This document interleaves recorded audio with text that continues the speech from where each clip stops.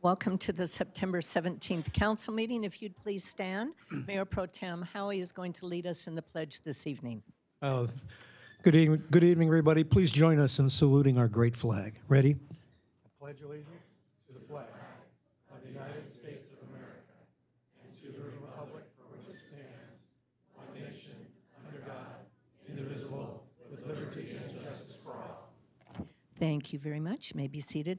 We have two special presentations this evening.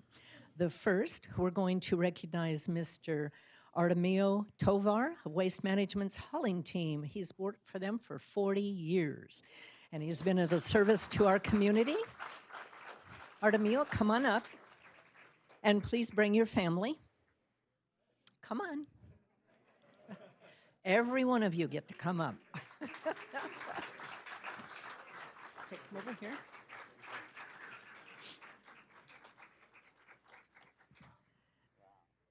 I'd also like to recognize Glenda Chavez, for Public Sector Manager of Waste Management, who's going to introduce Mr. Tovar and his family and make a very special presentation. Thank you very much. It is a very special moment for us at the Chino Waste Management Facility because we get to recognize the hard work and the tremendous contributions that Artemio makes every day for us. He is a driver that is very dear to all of us. I could have a bad day and I see Artemio with his smile, and honestly, it just makes me energized, and I said I could keep going as well. So we're here today to honor him because he has been a servant of our community for 40 years. He started his career here at the Chino Hauling, and he started in 1979.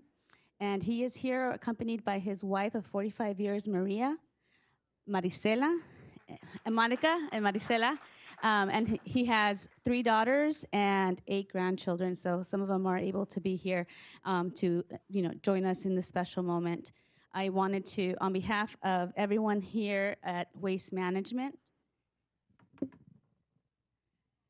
we wanted to present him with a roll-off truck. He is a roll-off driver for us, and I would like to read what it says. It says, 40 years of service. Thank you for all your hard work, dedication throughout the years. Artemio, muchas gracias por su carrera que ha tenido con nosotros, y le deseamos muchísimas más. This isn't a retirement. This is a 40-year work anniversary, so we look so we do look forward to maybe coming in another 10 and see if he does his 50. You never know. So, Artemio, muchas gracias. And I want to thank you and the city for allowing us to provide him with this recognition. It really does mean a lot to us. Well, it's a pleasure. I mean, you make this community better. Don't you love his smile? I mean, my gosh, it's just infectious. I'd also like to present with you a certificate of congratulations for your 40 years of working with our wonderful community. And I'd like you to introduce your family and then say a few words. Okay, thank you. Introduce your family. Okay, so she is my wife, my first daughter, yeah, my son-in-law, and my growing grandkids, yeah. So, and another daughter, yeah. My baby, yeah, my baby, yeah. I'm sorry with my English, yeah. But thank you everybody for coming, yeah. And thank you for the persons right here at me, you know. So I think I speak Spanish and my daughter translation, okay? That's fine? Okay. A ver, mira. ¿Sí? Oh, we're going to argue who I'll translates. try. Okay. Yo les quiero dar las gracias a todos los que están en este salón, ¿verdad? Por haber asistido conmigo. He wants to give everyone who's here present for being here to recognize him. Okay. Y les quiero dar también las gracias a todos estos hombres que están aquí atrás de nosotros, ¿verdad? Por hacer posible de habernos dado este certificado y hacer posible todo lo que nos están haciendo. He wants to thank the people behind him, City Council, for allowing this opportunity for him to be recognized and for him to be able to be here tonight. Y también le quiero dar gracias a toda la personal de la oficina de allí de nosotros por hacer posible esto que yo estoy viviendo ahorita. And he wants to thank everyone at the office for allowing, making this happen for him, so that because of what he's living right now, the experience. Yeah. Y muchas gracias a todos. Thank you. Well, thank you very much, and we're looking forward to more years. Okay. Hopefully. Thank Thank you you. very much. Thank you. Oh, yeah, it's very heavy. Yeah. Okay, thank you. And thank you all for being here with your dad and grandpa. Oh.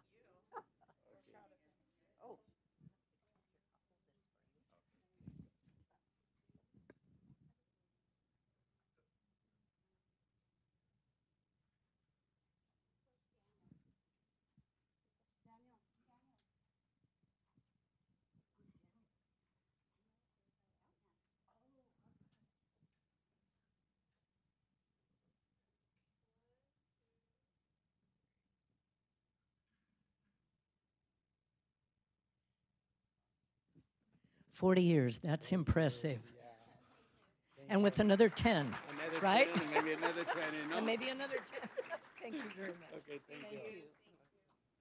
So special. Okay, we have another special recognition. We have a presentation of the Mayor's Home Beautification Award for September 2019. I'd like to call up Alvin Gerritsen. Alvin, would you like to come up and bring your family or friends, whoever's here with you? You don't want to bring him up? He's the orneriest guy. Ornery but lovable, Yeah, right? Okay. There's going to be a picture shown of Alvin's house. He lives at 6108 Schaefer Avenue, and I'd like to thank you for your continued improvement and maintenance of your home, resulting in a substantial contribution to the overall appearance of our community. Alvin, how long have you lived in your home? 58 years. 58 years, and that house always looks beautiful. The street used to be quiet. Well, we'll talk about that in a minute. Oh, okay. And we also have a certificate, God, I can't talk tonight, certificate of recognition from Supervisor Kurt Hagman. Here is a picture of your beautiful home. We have, Just like the picture 10 years ago. I know, it's because you keep such 10 good, years ago. there's a pen and a pin, a lapel pin. And then we have the coveted yard sign for you to just put. one up today. You, I put the old one up. you put the old one up. He received this award 10 years ago.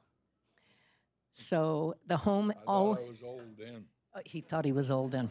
This guy, I have known him forever. He's one of our long time Chino residents, ornerier than poop. It won't be 10 more when I won't be standing here. You always see him at car shows and stuff. Great guy. Alvin, you have contributed so much to our community. Would you like to say a few words? No. No. Don't tell me no. I'm bashful. You bashful. He's never been bashful a day in his life. Well, thank you and congratulations, sweetie. Thank you. You're welcome. Thank you.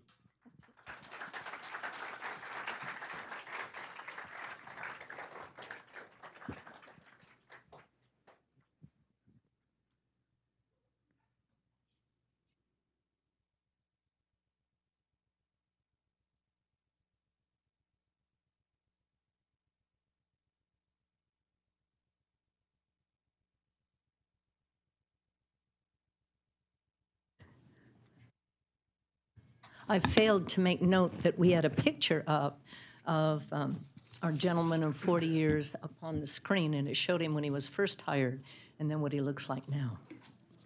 So we'll see him in another 10 years to give him a 50-year congratulations. Okay, we did go into closed session at 6:30, and I'd like to ask our attorney to report out of that meeting.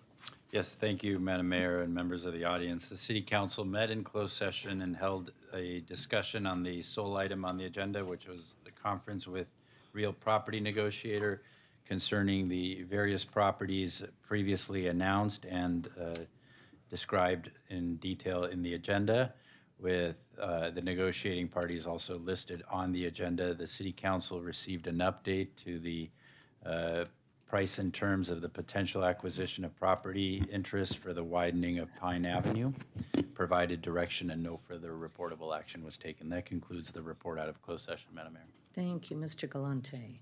In our packet this evening is information, financial information, economic development report for August of 2019. I encourage you all to access that report and read it. It has some very interesting information in it. Mr. Ballantyne, do we have any additions or deletions to the agenda? Mayor, I have no changes to the agenda. Okay, thank you. Next, under public announcements. First, for all those ages 50 years or older, please make sure you mark your calendar for the Enchanted Luau and lunch scheduled for this Thursday, September 19th from 11 a.m. to 1:30 p.m. at the Chino Senior Center, located at 13170 Central Avenue.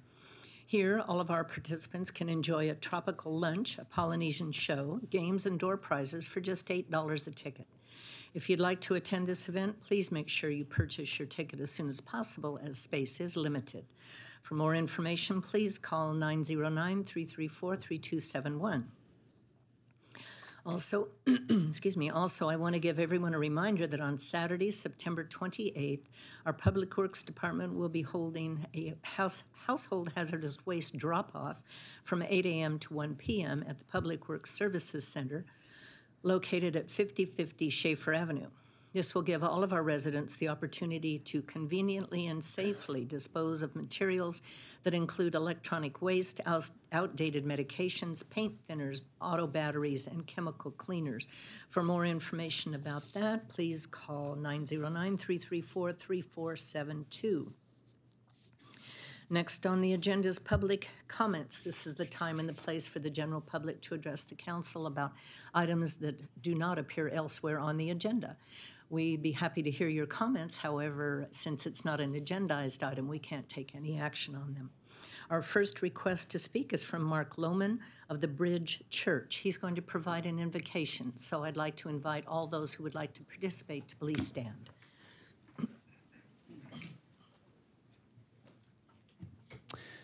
Good evening. Join me in prayer. God, we thank you for today. We thank you for just the refreshing, cool breeze that is here and a break from the heat. I ask tonight that you would grant wisdom and clarity and vision to our elected officials and city employees. We pray specifically over the safety of the City of Chino. We pray for our police, our firemen, paramedics, that you would continue to give them courage and boldness to protect our city. We thank you for the rich diversity that is represented in Chino. And we just pray that this month and the coming year, that we would just see the City of Chino grow and prosper socially and economically, that we would be great neighbors to one another. And so we ask that you would continue to fill us with love and hope and peace in all of our interactions. And we thank you for the calling that you've given us. And so it's in your name that we pray. Amen. Thank you very much, Mark. Okay, we have several written requests to speak.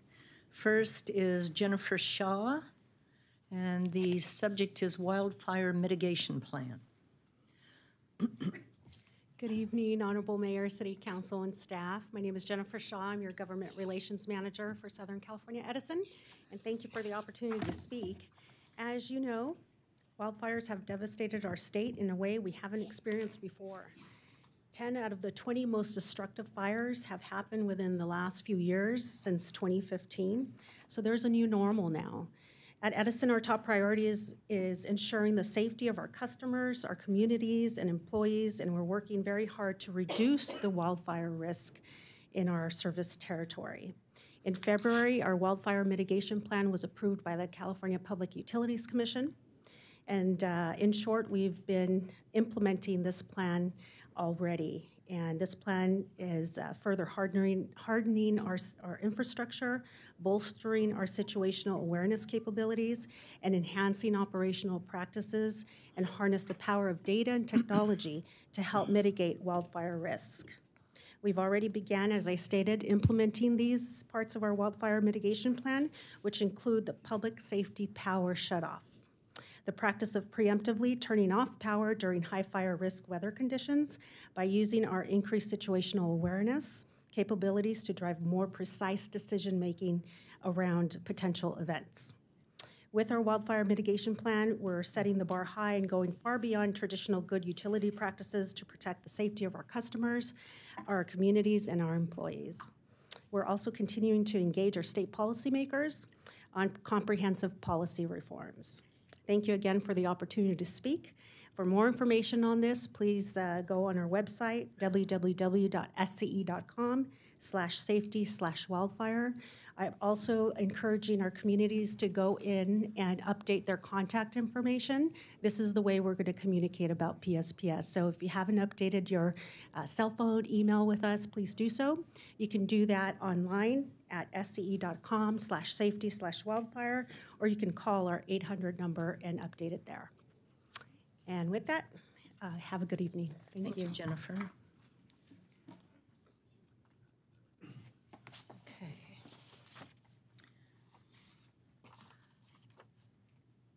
Oh, gosh. I think it's Yvette Briones. Aha. Little League Field, Mayo Briones Little League Field is the subject. Good evening, Council. My name is Yvette Briones, and I am Mayo Briones' granddaughter. I am one of his granddaughters. And I'm here to discuss the demolishment of the Little League field that was behind Chino High School.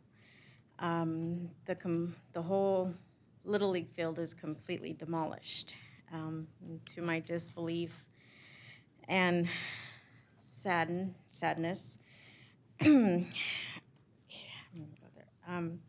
My grandfather helped build the Little League field in 1954. He also volunteered his time and effort, sweat and tears, and the Little League field was dedicated to him in 1979. And he maintained the Little League field, made sure it was clean, made sure that the Little League field was, adequate for the youth of Chino to play Little League baseball field on. Sadly, my grandfather passed away in 1998. So the Little League field was literally the only thing we, as his descendants, had left. So I, as his granddaughter, would like to have his memory, his name, and honor continue on at Ayala Park, if possible. Possibly put a new sign, a plaque, some type of memorial to my grandfather to keep his honor and legacy going. That's, his last name, Briones, and it's a good family name, and I would like to see it continue on here in Chino. Well, if you can provide us with some background about him and the old field, we'll certainly take that under consideration. Okay. The reason why the field is destroyed is because Chino High is completely being rebuilt. Right. And they had no place to play, so our city manager worked very, very hard to relocate them down to Ayala Park. Yes. No, I understand that. My grandfather and my great-grandparents settled here in Chino in 1924. They came from Aguascalientes, Mexico. So we have a lot of history here in Chino. My grandfather attended all the schools here in Chino. He graduated from Chino High. He was a runner for the boys' track team. In fact, he took the Chino High all the way to CIF. He got first place, and he medaled in it. He was a fast runner. He also served in the Army during World War II, so he was a veteran as well. But I can provide you with any other information you may need. There are pictures of when the Little League field was dedicated to him in 1979. I do have those. Yeah, what I'd like you to do is get Angela's, our city clerk's, her information. Okay. And maybe provide all of this with her, and then we can take it under advisement and see what we can do. Okay. I appreciate that. Thank you, you. Yvette. Thank you for coming. Okay, Melissa Campani from Supervisor Kurt Hagman. Her subject is shredding event and the Veterans Claims event. That's right. Good evening, Mayor, Council, staff, and community members. My name is Melissa, and I am representing Kurt Hagman, Chairman of the Board, San Bernardino County. And he did ask me to come tonight to let community members know about two really good events that are coming up that his office is hosting. The first one is very convenient. It's coming up in October the 26th, which is a Saturday from 9 a.m. to noon. And it's in honor of National Crime Prevention Month. We're going to be having a document shredding event. That's going to be very convenient for everyone right here in this room, as it's taking place at Chino City Hall in the parking lot. So we know the address for that, 13220 Central Avenue. We do ask that you do limit your shredding materials to no more than 5 standard size filing boxes per vehicle. That's been a very popular event, so we encourage everyone to shred those materials that you no longer need, to keep them out of the hands of people who do not need your private information. And then following in November, we have another wonderful event, November the 14th from 10 a.m. to 2 p.m. This event will be taking place at the Supervisor's District Office, and the address there is 14010 City Center Drive in Chino Hills. And this will be our Veteran Claims event. It's a very nice opportunity for any veterans to come and have their questions answered. Staff comes out from the Rancho Cucamonga office, and they're able to give assessments, help people complete paperwork, which is often very difficult, and then they can issue San Bernardino County veteran ID cards. So it's a wonderful event. We do encourage you to share the information with any veterans you may know who need assistance, and we can go ahead and take care of some of those issues right on November the 14th. We're also going to be having a little lunch, so that can't hurt either, to talk to some of your fellow veterans and have a bite to eat. Hope to see you there. Thank you. Thank you, Melissa. Next is Deanna, and I'm not sure what. Deanna, you're going to have to tell me what your last name is. I can't read the writing. I apologize. Her subject is safety issue with Walnut and Yorba Avenues. Yes, Deanna Kalula L. Kalula L. All right. If I say it again, I might say it wrong. Well, I'm a resident in our wonderful city of Chino, of course. We want to bring some safety concerns regarding a crosswalk at Walnut and Yorba Avenue near Ramona Junior High. Currently, there is a 2-way stop sign and crosswalks for the north and southbound traffic on Yorba Avenue. The east and westbound traffic on Walnut Avenue has a mirror crosswalk on the western side of the intersection. As a pedestrian, I have witnessed and been directly involved with dangerous crossings on this crosswalk. Oh, that's the wrong one. That one. So this one, right here. You probably hold it down. Sorry. So right here, you cross, and then you would walk that way to get to the school. My son and I, we walk that in the morning with the neighbor girls. A lot of time, there's other children there that are trying to cross, and cars just keep going. Sometimes when we're crossing, the traffic you think is yielding, but in reality, they're just slowing for this large dip. You can't really see it. It's right here. Oh, right here. You can see it. It just goes right in. The crosswalk is even hidden from the traffic. This is like just maybe 20 feet out. You can't even see it. So a lot of times people will get right there. I've had even people honk the other day and run, accelerate towards us. Luckily, my son was at school. That was just me. So, but this is just, I did bring it to Public Works to try to get something resolved at the beginning of summer. And I've been trying to, him and I have been communicating, trying to get this done. I want a stop sign on, four-way stop sign would be the way to rectify this, because you can't put, there's nothing you can do about the crosswalk at this point to make it safer unless it's a stop. So the traffic has to stop. So that's what I'm thinking for that. We have another, do you want us to combine for the other safety? We have two issues. We The next work slip together. you Are you Nicole Nicole? Zuniga. Okay. Hello, Madam Mayor, city members. We also have children that go to Newman Elementary, which has one major crosswalk at Pipeline and Walnut, and there is 2 crossing guards at that light, which also has the little buttons to cross safely. However, there are a lot of people that cross at our, there's a little side street named Showlander, and people are jaywalking across this, which is stopping traffic for everyone in the area, and families are jaywalking, which is unsafe because the next nearest crosswalk is down at Norton and Walnut, which is about a quarter of a mile. It's a couple blocks away from the school. So you have Pipeline, which is a busy street. There is crossing guards there, which help, but they're usually just on the eastern and north and south. But nobody really ever, the crossing guard doesn't go to the other side. They just do those like a 3 sides of the road, but not the 4th road. But we were thinking, go ahead. We do have police that come because the school is also concerned about the safety of the children as well. We do have Chino police there in the mornings and afternoons, but this traffic problems only stop while they're present. So if they're not being watched, they do what they want. One of the suggestions we would like to make is if there would be a possibility to get another just regular crosswalk from Showlander to Walnut. That would be where they jaywalk the most, I guess, and then one of those crossing guards at Pipeline could move down because it's already a stopped light for one crossing guard to make the others, section safer. And that's our safety issues. Okay, well, I understand. I talked to Mr. Ballantyne about this, and I understand that our Traffic Advisory Committee is reviewing especially the Walnut Avenue in Yorba. I don't know if they're looking at Pipeline.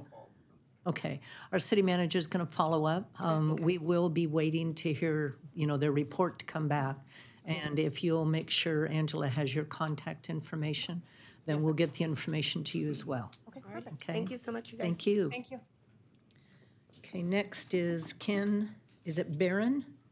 From, subject is Chino Valley Medical Center. Barron or Barone? Barron? Good evening. My name is Ken Barron. I'm a registered nurse that works at Chino Valley Medical Center, and I'm also a resident of Chino in the Preserve. So tonight we're coming out to just kind of bring awareness that the union that we have, the United Nurses Associations of America in Chino Valley Medical Center, is currently in negotiations with management, with Prime Healthcare, to increase, to try to keep retaining our nurses. So right now, we're having a hard time keeping nurses at Chino Valley Medical Center because we have anywhere from 43 to 46% turnover rate of new nurses.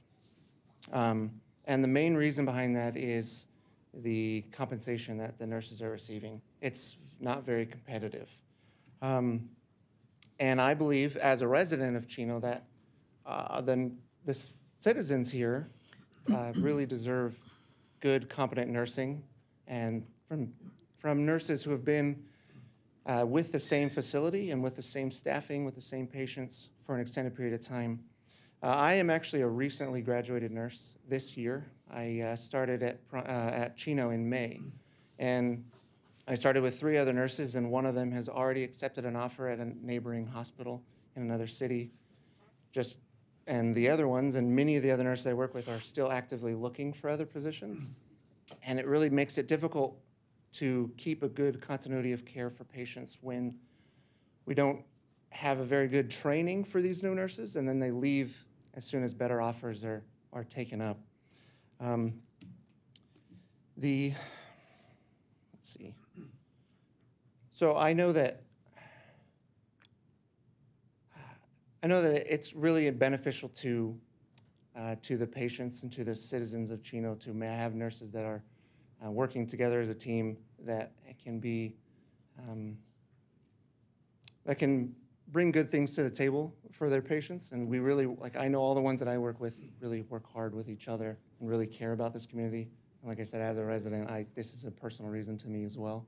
So I want to stay, and I want everyone around us to stay too. So I just wanted to bring that into the attention of the community, that's kind of what we're facing right here, right now.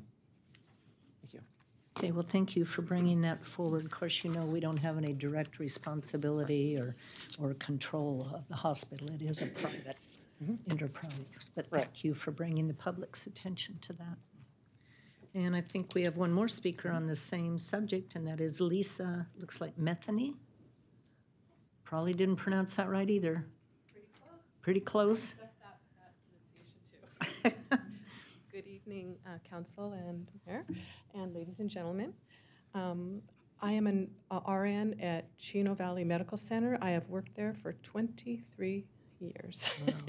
So I know quite a bit of the history there. I'm with UNAC and another nurse here representing the nurses at Chino Hospital. We are here as advocates for our patients in our community. We serve this community. We would like to partner with the council in building our community and making sure we're all meeting the needs of our patients and your constituents. So with that said, if there are any projects or initiatives we might be able to assist on, please do not hesitate to call upon us. I'm here today to tell you a little bit about our union and the contract we are trying to achieve with Prime Healthcare, the owners of Chino Hospital. We, the nurses of Chino Valley Medical Center, formed our union almost 10 years ago in order to have a voice in delivering the high-quality health care our patients and your constituents deserve. We are working hard to negotiate a contract with Prime Healthcare that slows the dangerously high rate of nurse turnover at our hospital. You heard the other young man, the turnover rate. Right now, we cannot recruit and retain seasoned nurses with the experience necessary to provide the best possible care and to mentor our younger nurses. Not too long ago, we had a high turnover of nurses that put in their year of acute care hospital experience with Chino Hospital, and then they left. And it's heartbreaking because we pour our heart and soul into these new nurses to give them the best tools, to teach them how to safely take care of these patients, to speak for them on behalf of them and their families, and only to have them leave a year later. And so we just hired a whole new slew of nurses, and we're training them right now. And they're going to be excellent because we do our best. And I think we are excellent nurses. But you can't blame these nurses for leaving after they stay. That some of them leave right at the when the director is interviewing them. They'll leave at the interview when they see the pay. Some will have left a couple of days later, right when their orientation started, and some leave a few months later. Some will stay a whole year, but you can't blame them. These nurses are professionals. They have student loans. I heard one speak of a $200,000 loan the other day, and I wondered, how long is she going to stay? And the other young man didn't have as big of a loan, and he lived closer. But you see what I'm saying? I'm always finagling in my mind. How long is this young man going to stay? He's going to be an excellent nurse. I feel it. I just think that Chino deserves to have seasoned nurses. The seasoned nurses are the ones that stand between the patient, your family members, and the doctor, and them getting perilously close to a cliff is something might happen. Those doctors depend on us and our gut instinct to be able to communicate to them what it is we feel that this patient needs to avoid any calamity so that they can go home safely to their family and live their happy lives. And we're trying to negotiate with Prime Healthcare, but it's slowed, and we have not been able to reach an agreement on fundamental aspects of the contract that would address this unsustainable turnover rate. It's like a revolving door. We're asking for the council's support in our objective to negotiate a fair and equitable contract that allows us to recruit and retain experienced nurses and deliver the best care to our patients. Thank you so much for your time. We look forward to hearing from you about how we may be able to partner with you, council, on best meeting the needs of our community. We love our community. Been here a long time. Thank you very much. Thank you for being here. Those are all the written requests to speak. Is there anyone else in the audience that would like to address the council on any issues that are not on the agenda? Okay, seeing none. Bye, Elvin. We will move on to our consent calendar. We will be pulling item number 2 for separate action. Do any council members wish to have any other items pulled? No? Then I would entertain a motion for the balance of the consent calendar.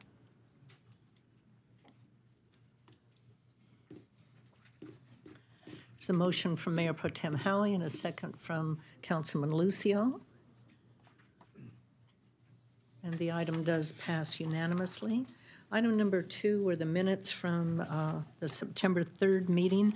Councilman Rodriguez was absent, so we will take that as a separate action.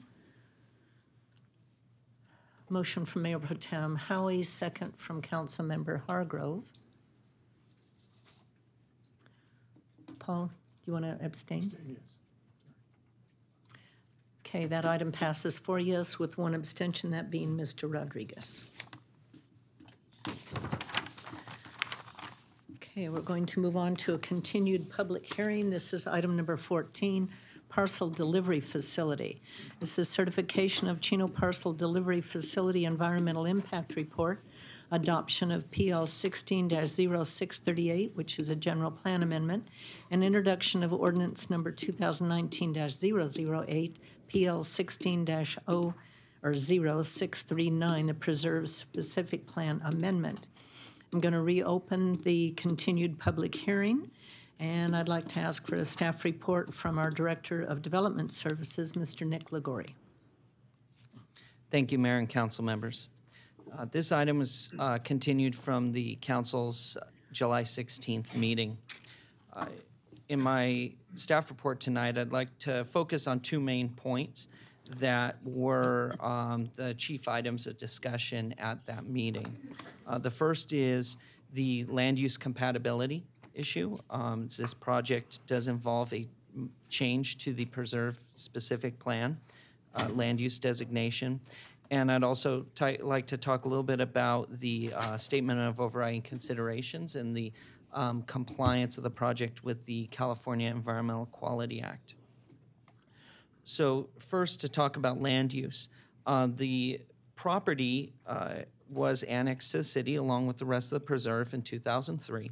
At that time, the property was owned by the County of San Bernardino, and so the land use designation assigned to the property was public facility, with the intent that the Chino Airport would expand onto that property. Fast forward to today, the County of San Bernardino wishes to surplus this property and to allow it to be developed with industrial use.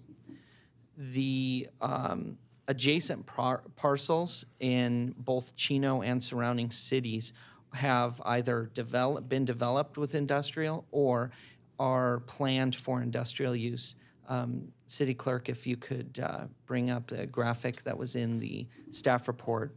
I'd just like to highlight the area that is adjacent. So you see the Chino Airport. To the north of Chino Airport is Merrill Avenue. That's the city boundary between the City of Ontario and the City of Chino. The City of Ontario has designated the area between Eucalyptus and Merrill as an industrial corridor. There's one project that's under development there. There are 4 others that are in entitlement phases with the City of Ontario for industrial development. Likewise, as you can see, the highlighted boundary, that's the boundary between the cities of Chino, and Eastvale. And so there is also planned industrial development and some existing industrial development in the city of Eastvale to the east of the boundary.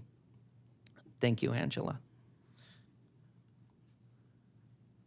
The question that we might be thinking is why is there this industrial area?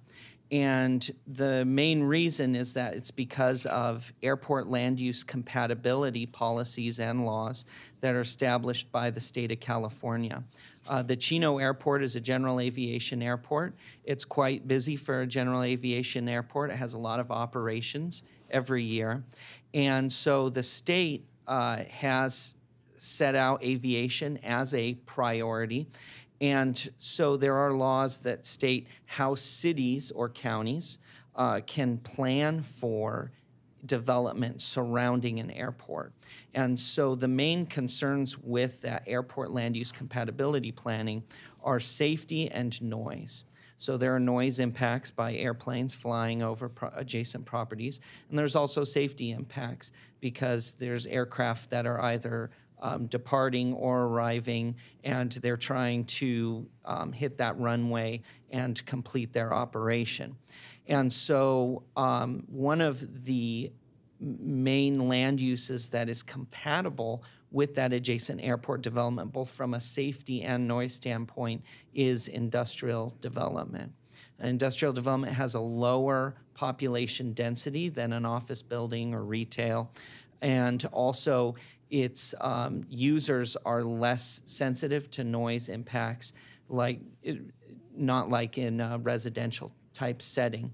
And so part of the land use planning process, all three cities, well, Chino and Eastvale and Ontario, individually at different times, have designated these areas for industrial in order to make sure that the Chino Airport can continue to operate in the future while minimizing the impacts to those adjacent land uses. So it's a way to protect both adjacent. Can I interrupt you quickly? Can Sure. you have Angela put that map back up? Because as you're talking, I would like to kind of be looking at that area. Certainly, certainly.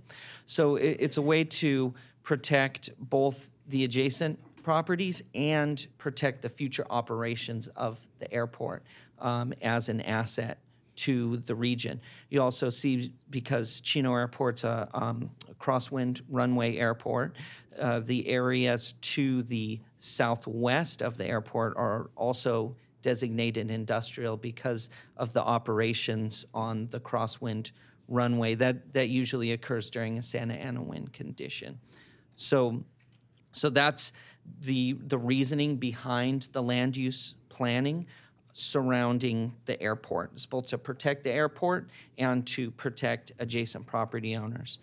It's staff's opinion that if the county did not own the parcel that we're discussing tonight in 2003, it very likely would have been designated for light industrial development to be compatible with the land use designations to the east, which is also light industrial development. So now I'd like to talk a little bit about the regional and local impacts in the environmental impact report. So the California Environmental Quality Act requires us to do analysis of projects. We have to look at a variety of different impact areas, and we have to work to develop mitigation that's feasible that would minimize those impacts to a less than significant level. For this project, there were 4 areas of impact that were identified that were not able to be mitigated to a less than significant level. One of the things that's important to note with this proposed facility is that all of the local impacts that this project would have in terms of impacts to the streets, to local air quality and emissions, to infrastructure, sewer and water, stormwater management, all of those impacts at a local level have been able to be mitigated to a less than significant level. The reason that we are providing a statement of overriding considerations, and that there are 4 impacts that are not able to be mitigated because they are regional impacts. So they are impacts that the city does not have very much control over. The agricultural impacts, the impacts to agriculture through the annexation of the preserve were studied, and they were accepted as a significant unavoidable impact back in 2003 when the city developed the land use plan for the preserve. So that's something that we knew because the state has a portion of the property designated as prime farmland. There's really no mitigation sufficient for the replacement of that. However, the applicant has agreed to pay the city's agricultural mitigation fee. In terms of air quality, the South Coast Air Quality Basin is a very large geographic area that covers multiple counties. The basin currently does not meet the federal requirements of the Clean Air Act, despite the very best efforts of the South Coast Air Quality Management District, which has continually worked to improve air quality over many decades. Any new development of this scale in any city, Ontario, East Vale, Chino, Merino Valley, Harupa Valley, would create a non-compliance issue. That's a regional issue. That's a regional growth issue and a regional attainment issue. The city has no control over that. We have put into place mitigation measures to deal with local on-site emissions. The applicant has a presentation. He'll talk about some of the technologies that are being implemented with the project to significantly lower local emissions. But from a regional perspective, those impacts can't be mitigated. Likewise with transportation and traffic. We are mitigating all of the project's impacts. We're requiring improvements to Merrill Avenue, to the intersection at Grove and Merrill. We're really focusing on creating really solid east-west corridors throughout the preserve. This is one of those areas that's important, especially with the rainy season, to minimize the flooding and maximize the roadway being open. So those impacts are being mitigated. The applicant is also paying a fair share contribution to impacts to other cities. So they are paying money to Ontario, East Vale, Chino Hills, Harupa Valley, in order to mitigate impacts to intersections in those cities. However, the city cannot enforce the construction of those improvements. And in compliance with the California Environmental Quality Act, because we cannot force or enforce the construction of those improvements, it has to be an unmitigated issue, and we have to adopt a statement of overrides. Even though the applicant is transferring money to the city, then the city is entering into agreement with these cities to have those improvements constructed, those intersections to be built and improved. We can't force the cities to do it, and therefore it's a significant unavoidable impact. So that's the framework that we're looking at the EIR through, is not so much impacts to the local level, because those are all being mitigated to a less than significant level. It's those regional impacts that from a legal standpoint, we have to adopt a statement of overriding considerations. That's the mechanism that the state has given us in order to say that the project benefits outweigh some of these things that we can't control. And so that is why a statement of overriding considerations has been prepared. We also have, I'd like to point out that we have Tracy Zinn with T&B Planning here. She is a principal with the environmental consultant that prepared the EIR, and so she would be available to answer any more detailed questions about those things. We also like to note that there are a couple of additional conditions that the applicant has agreed to, and that is one, that there will be no truck traffic from the facility going on to Kimball Avenue. All truck traffic will be on Merrill Avenue, and that could be enforced through a truck travel demand management program or some other vehicle that the city has oversight on. The project was studied with the assumption that no truck traffic would be going on to Kimball, all of it would be going on to Merrill, and so the Merrill Avenue improvements will be sized appropriately. Additionally, there's a condition that there would be no air freight associated with this facility. We've confirmed with the applicant that FedEx or the parcel delivery with ground and with air is, they're two separate business entities. There's no physical connection at the airport between the airport and this facility, and they've agreed to not utilize any air freight. Additionally, the applicant is also proposing additional $5 million in perimeter improvements, which would mainly focus on Merrill Avenue, to fully construct Merrill Avenue and construct the stormwater infrastructure along Merrill Avenue to prevent future flooding. So with all of that in consideration, the staff does support the proposed land use change in the proposed project, and we would recommend the City Council take the actions as noted in the staff report, and I'm available for any questions you may have. Okay, thank you, Nick. Next, I'd like to invite the applicant to speak on this item.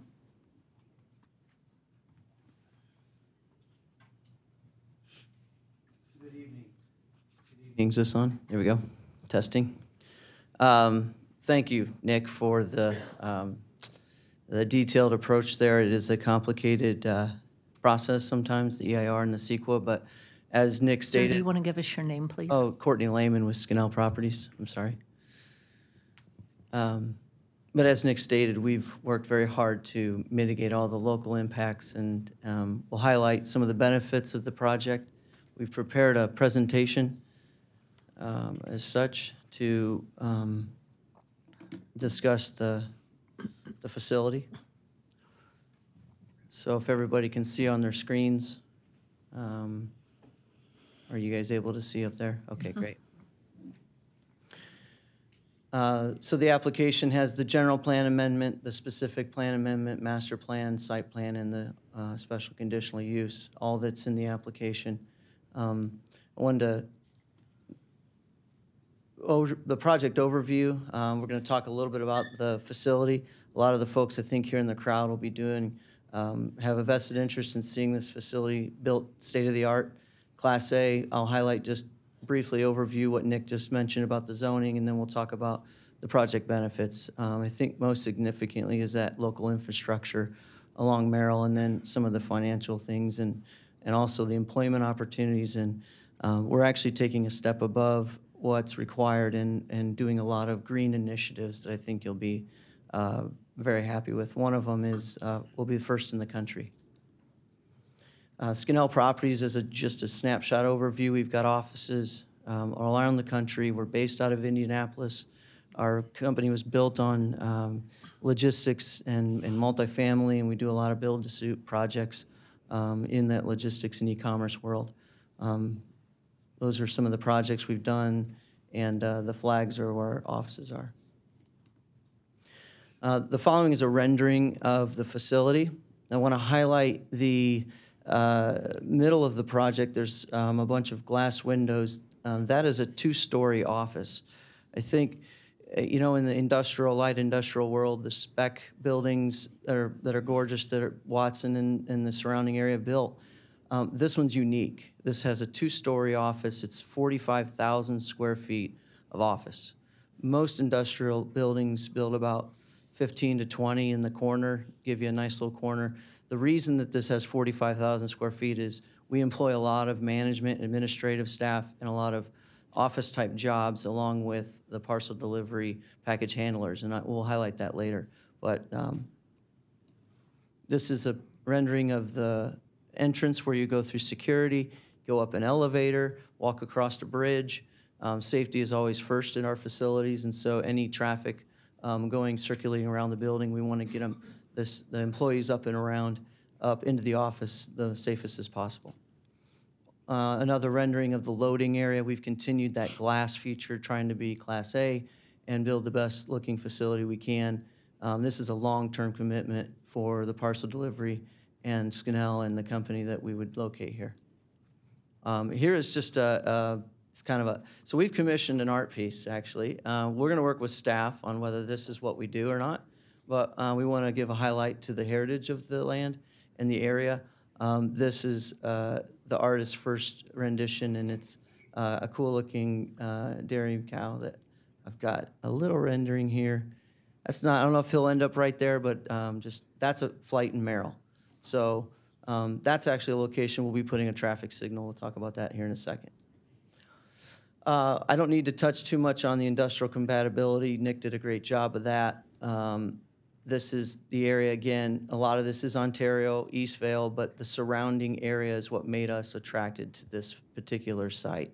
A lot of these facilities will be filled with our customers. And it's important to note that the EIR does not take into consideration that these truck trips could be this close. These are, Walmart is a big customer. These will be customers, and so those will be very good proximity to reduce our carbon footprint. Nick did touch on this, but the land itself has a runway protection zone that cannot be built on. That is in the upper left-hand corner. It's the square where it says safety zone. Nothing can be developed there at all. And the light yellow piece is a very low density with clear height restrictions that you can't really get a 36-foot clear custom Class A office in. So one of the good parts about our development is that we are using this land as efficiently as possible, given that we have some parking and things. Our FAR is lower. Usual typical spec is 45. We're down at 18.9% floor area coverage ratio. So just highlighting the fact that this is actually a really good piece because of the airport and the restrictions of vertical development for us and for you to get the maximal use. Nick touched on these conditions. We heard at the last meeting the concerns about trucks and the concerns about traffic. And so we have put this condition in. We understand that Kimball is where a lot of the residences get their access point from. Our traffic will be up on Merrill. We'll be going east and west over to Archibald, Limonite, and up on Euclid. So that's why we've also invested so much into Merrill. And then the air freight, obviously, we're not going to take any freight and no increased traffic on airport. The other two conditions that were added, highlighting the agricultural conversion fee and the history of the area. It was open space. We have no problem where we come from farming. We're from Indianapolis. And the $5 million escrow with the public is focused on Merrill, but as Nick said, this gives the DIF fund the ability to go meet with Ontario, sit down with their engineers, and plan and put in place the program to get this Merrill built all the way out. Our facility won't operate for 2 more years. There's time, but the funds now are there, and we felt like this was the best project to invest in because Merrill, screening and things at the airport are also good. There's flexibility with this escrow. But this money gives you the chance to sit down and finally have the one-on-one meeting with Ontario, which I'd be happy to help facilitate. I've been in discussions with Greg Devereaux, who is consulting on behalf of Ontario, and I'd love to see those plans move forward to get Merrill built. We all do. Financial overview of the project. We would try to break ground yet this fall, complete by the next year, a $90 million construction project. It's a little higher because of all the things that we put at these facilities. And we're very happy to support LIUNA and the Carpenters Union to help build this facility.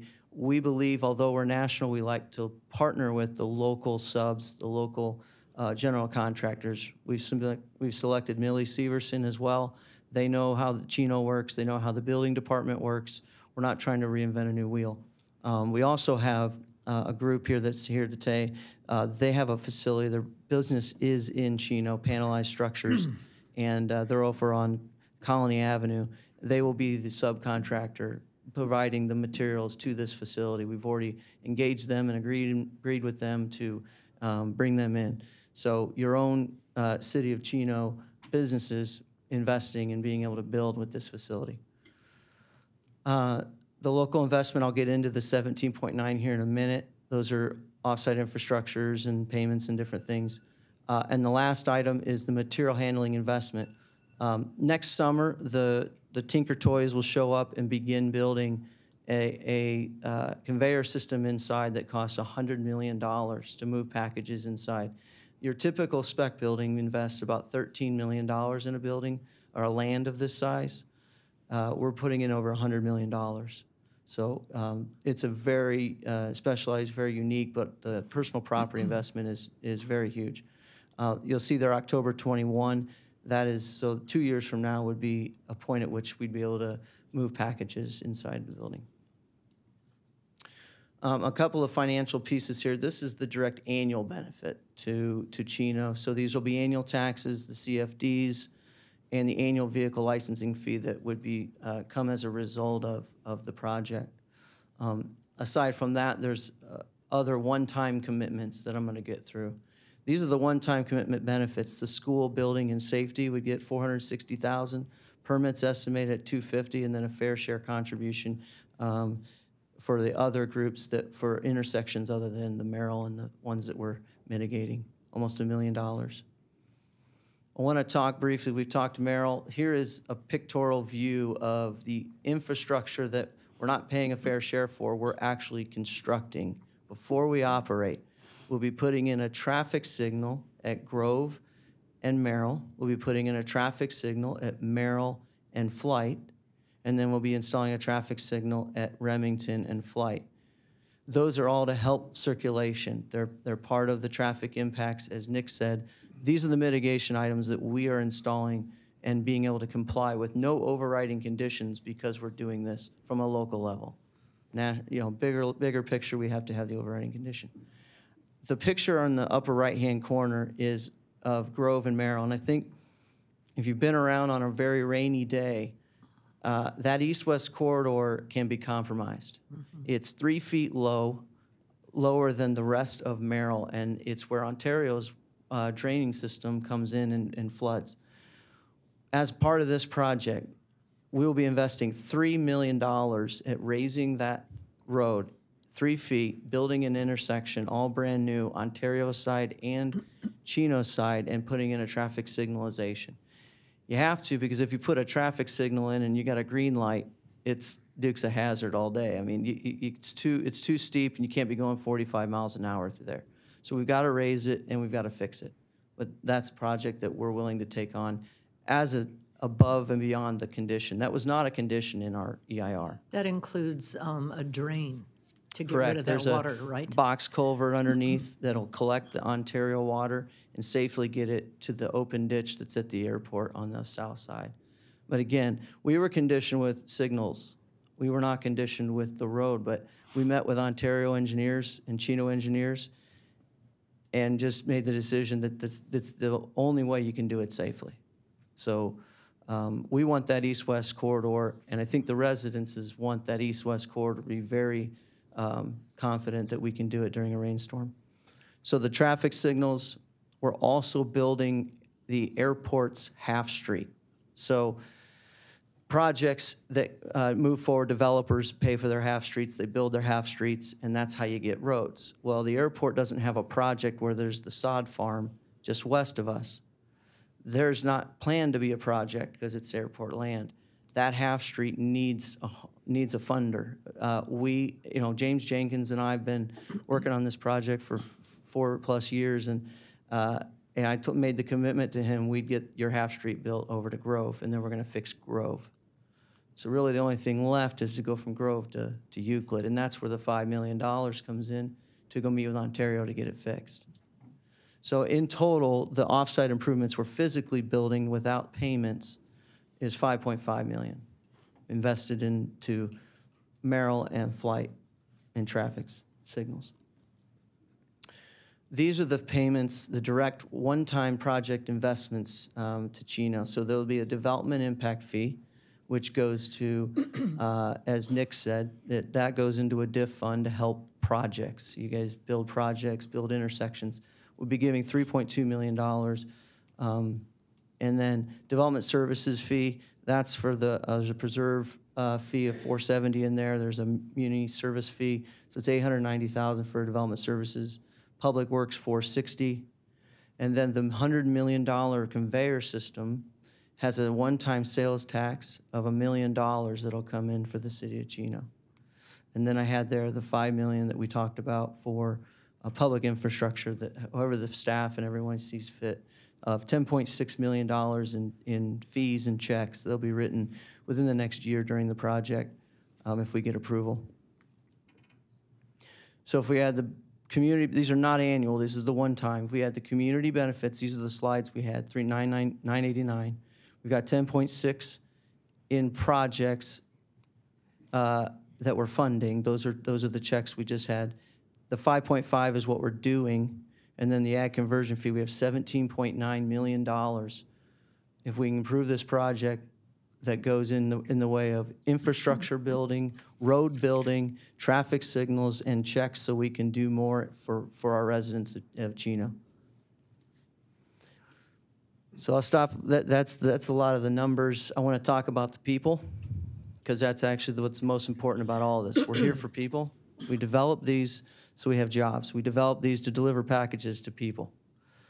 And so when we talk about employment, 20% of our employment, it would target, we do a lot of studies.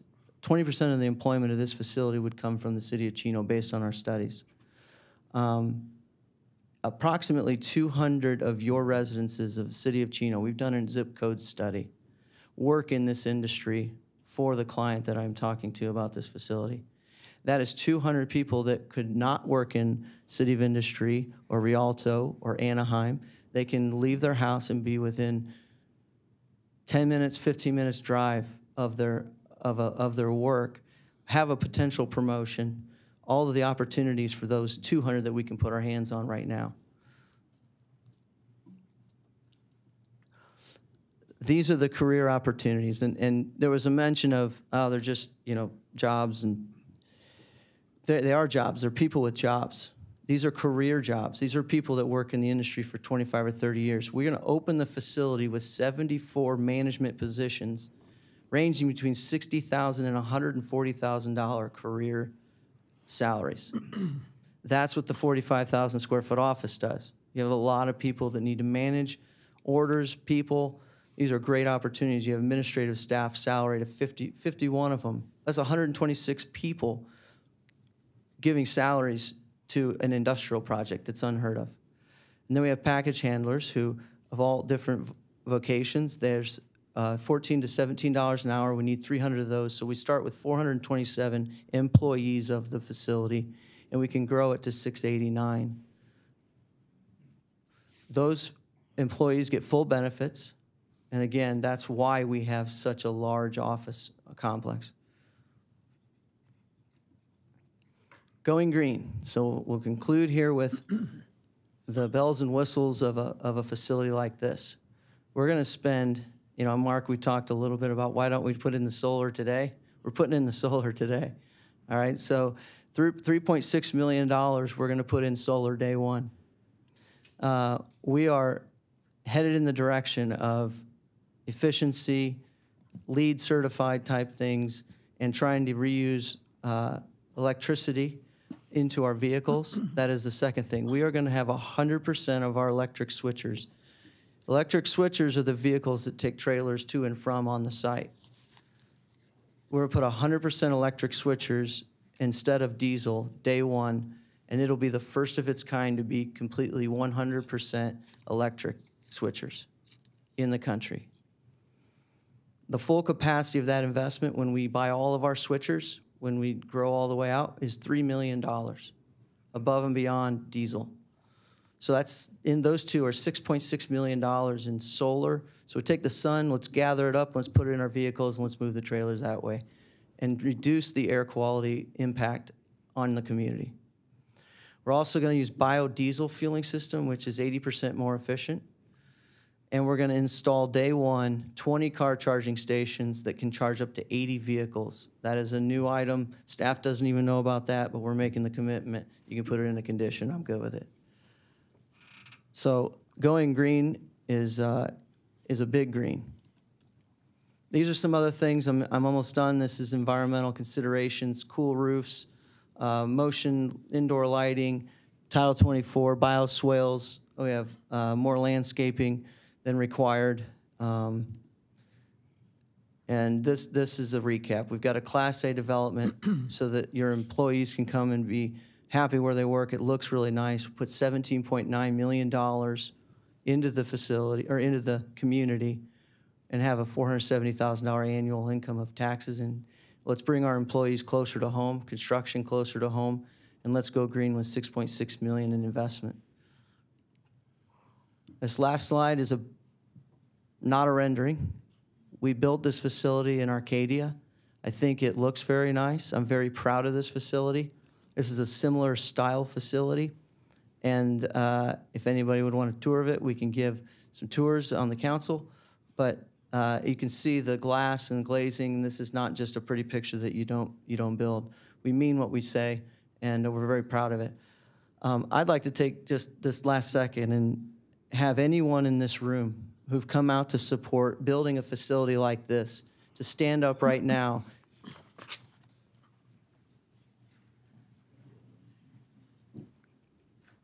These are the folks that you'll impact with your vote. These are the folks that we'll be building this facility with, that have an opportunity to work here and put $17.9 million into the city to fix the roads.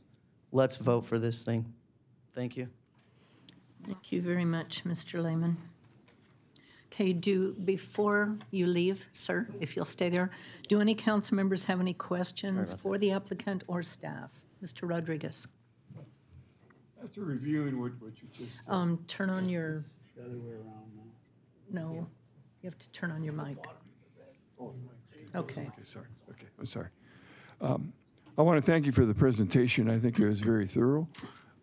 It's very clear that there's been a lot of studies and a lot of information has been provided concerning different areas, and it's a very positive project, I believe, for the city of Chino, but also for the neighboring cities, Ontario and so forth. And proximity to Chino Airport is very good. It's going to serve us well into the future. Thank you. Any questions or comments? Mr. Lucio.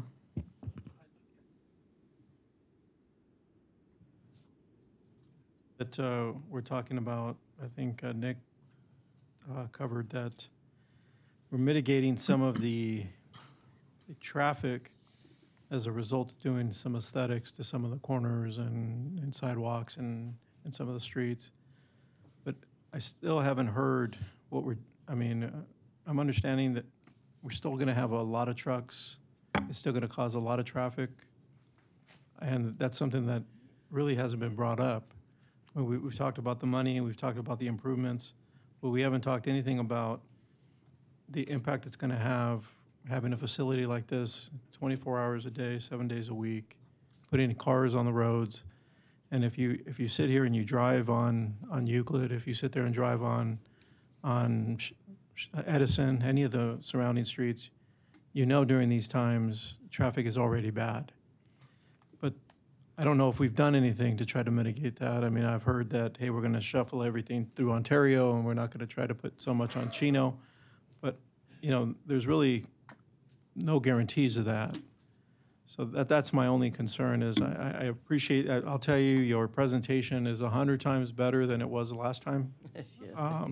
And you guys have obviously done some things to make it a better project. My only concern is still the traffic, and no matter how much money you're throwing into it, we're still putting a lot of cars onto the roads. Is there anything that we're going to be able to do to mitigate that? Well, there's a number of things that the city has in our plans to widen streets. The main thing is looking at Merrill, would be a 4-lane secondary arterial ultimately. Today it's just a 2-lane road. There'll be a connection between Vineyard Avenue and Hellman Avenue, eventually through Ontario, which would provide an additional north-south to the 60 freeway. The city also has plans for the widening of Euclid Avenue. And so Euclid Avenue would become between a 6-lane and an 8-lane arterial that we are currently collecting DIF for. So any of the development that happens both in the city and in the preserve, we collect DIF fees for that. And so ultimately, those would be capital improvement projects that the city would move forward on. We have to work with Caltrans, but we also have to work with the City of Ontario because the easterly side of Euclid, north of Merrill, is wholly within the City of Ontario. And so they have a DIF program that collects money for those improvements on their half. And so there are plans to do these things, but it is a matter of time and building those roadways out to their ultimate capacity over time. And then another question is, I know we have some beat cars that are assigned down to the preserve, but with the addition of this facility, we already have a satellite fire department that's a station that's based out of the preserve, but we don't have anything like that for the police department. So what are we going to do in case something happens down there and the police officers need to come from the regular city of Chino and make their way all the way down to preserve? How are we going to cut down time for them to get down there if we don't have, let's say, another substation, if we don't have some other means to get more police officers down there? Because as it is right now, from what I've heard from some of the officers, it takes them a great deal of time to get from, let's say, the police station or somewhere here around Chino High School and go all the way down to the preserve. We have, I can speak to that from a DIF standpoint, but I would have to defer to our chief of police on the operations standpoint. But from DIF standpoint, we do have plans for a substation facility in the preserve, and we do collect fees on development to help fund the creation of that facility ultimately. So that is ultimately in the plans. In the interim, it is an operations issue, and I would defer to Chief Simmons on how we would respond until we get that facility constructed. Do we have a timeline on when we're anticipating building a facility? It's currently not in the city's capital improvement program, so we don't have a projected date. And the way we're going to be dealing with that is, number one, with staffing. And as the council provided 6 new sworn positions to us for this budget year, that's going to help. 5 of those 6 are dedicated to patrol to help reduce our response times down there. We're also looking at a new deployment plan, which would restructure how we're deploying our officers down there to keep the officers down there more often. The council also authorized a commercial enforcement vehicle. Last year, we finally got that truck this year, and by the end of the year, we're planning on having that full-time commercial enforcement officer, which will primarily be working down in those areas, specifically for commercial enforcement. Anything else? Yeah, I had a question. Mayor Pro Tem Howie. Yeah, Wes, excuse me one second. You know, we have a little one, a little office over at the in the Spectrum. Is there a possibility we could have a small office down in the preserve? I don't know where it would go. I do know fire has a pretty large facility ready for two engine companies. They only have 1 engine company in the preserve at the present time.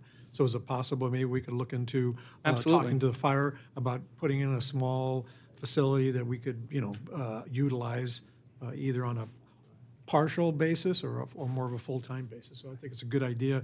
Maybe we should take a look at talking to fire in the meantime before we build our own facility down there. It's a good idea. And they do welcome us down there all the time, and our personnel do use that facility, on occasion as well. But we could see about potentially setting something up. We did have a satellite at the airport at one time on the north side, right? But it just kind of ran out of date. Well, that and we built a bigger facility so you'd have to keep all your stuff at the airport. Now we have it at our own police department. That's true. Good. Yeah. Thank you. Okay. Any other questions? Yes, Mr. Hargrove. So, Nick, seems like we've got these, as you call them, I think arterial streets or east-west, but primarily, it's my belief that most would head to Euclid Avenue and up Euclid Avenue or down to the 71. So I think that we've had a lot of difficulties with Caltrans. They control that street, right? And then would be the north quarter heading north would be under Ontario's control on that side, right? So we don't really control that. I mean, just give me some insight, like, because Euclid's pretty busy, and you've got Walmart and Amazon and all those heading up. This obviously is going to add a lot of traffic to that. I mean, what would you be your best guesstimate? I mean, at some point it has to be built out. I mean, it's Ontario controls a lot of that and Caltrans, but what kind of time frame?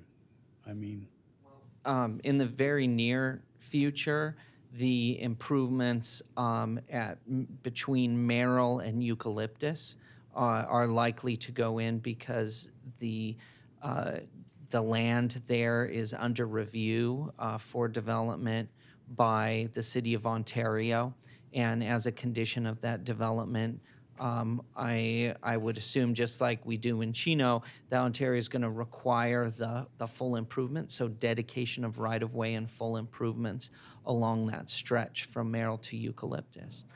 North of Eucalyptus, the land use changes to commercial and residential in the City of Ontario. That timing of development is probably much farther out. We are talking with Ontario. We've been meeting with them regularly.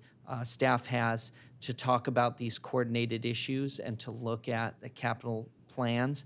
But that area of Euclid, the improvements there on the Ontario side are probably much farther out than the near term on the Merrill and Eucalyptus. yeah, and I would suspect that these trucks or delivery vans or whatever they may be are going to find the path of least resistance, right? They're going to find which is the quickest way, which seems to be most of that would be through Ontario's side of things. I don't know their delivery system, although when we did have a meeting, it seemed like Rialto was, if this goes with the leasee, that would be out of Rialto, which would be a lot of that coming from the east-west and then deliveries back to that way. So, okay. Real quickly, I'll say, Courtney, that you did an excellent job.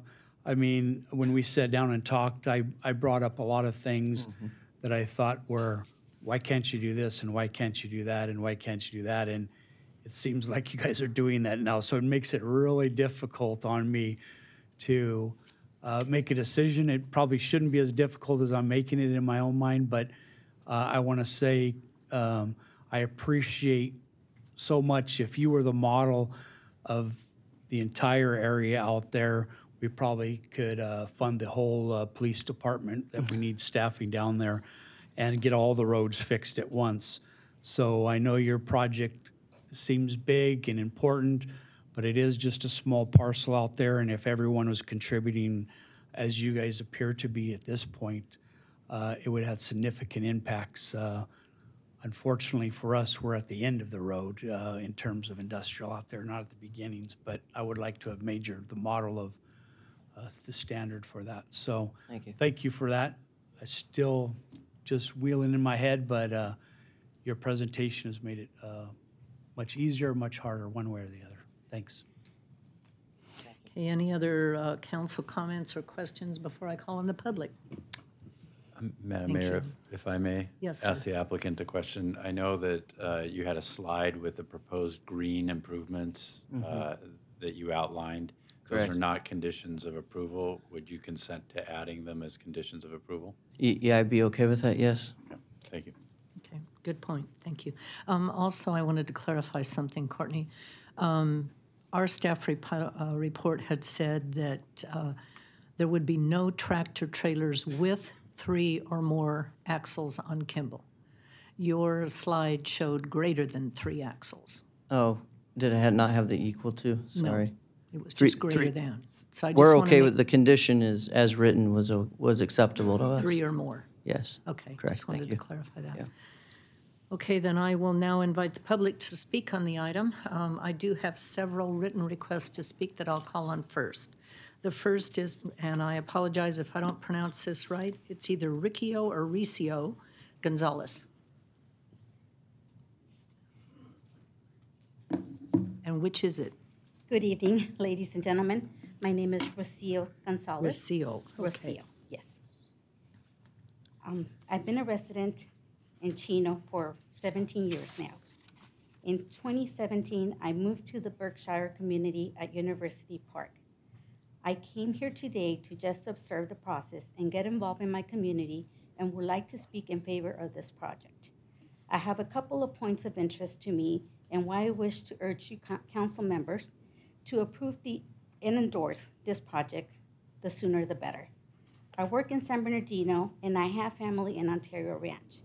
And I, like many other residents in the neighboring cities, travel Merrill, Edison, and Chino avenues daily, and traffic is getting significantly worse by the minute. My understanding is that the developer of this project will be spending significant amount of money to repair Merrill Avenue.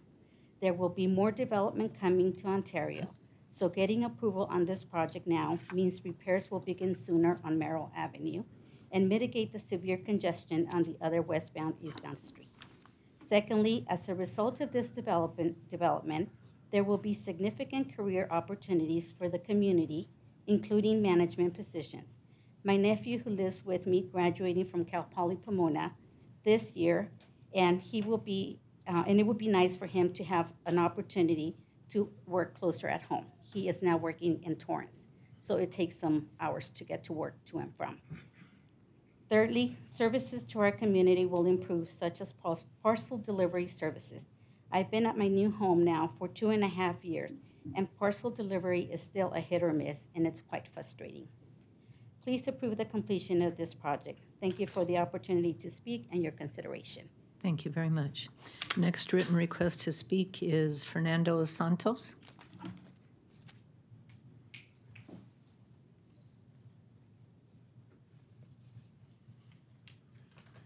Hello, good evening. My name is Fernando Santos, and just like my friend here, I am also in favor of the project. I am a 13-year resident of City of Chino, and I am a 22-year employee of the applicant. Excuse me. And currently, if approved, the project will be my home terminal, and it's literally 5 minutes from where I live. Right now, in the past 10 years, our home terminal used to be out in Vernon, over by East LA, and it moved to Walnut, where it's City of Industry. And both facilities have, the volume coming in have outgrown the facility so that they can no longer handle it. So all that volume is being transferred to other neighboring stations like Rialto, Arcadia. So like she said, it is a hit and miss on the packages that are being delivered, because now the Chino building will be the main station that will be delivering the package to all the local residents. And yeah, and our current building employs roughly about 300 employees around the clock. And as you saw on the slide there, it is going to employ about 600 people. And off the bat, about half of the employees in the City of Industry are going to transfer over to Chino, and still leaving 500, between 400 and 500 jobs available for the rest of us, package handlers and management, mechanics, technicians, truck drivers. Right now in the truck driving, there's a big campaign to go with my employer, where there's a big campaign to have the contractors purchase 2018 or newer vehicles, which are a lot more fuel efficient and better for the environment. And it's still trucks, however, but Yeah, I just hope that this goes through because it is beneficial for the city, for our city. And that's it. Thank you very much. Thank you. Thomas Ruiz.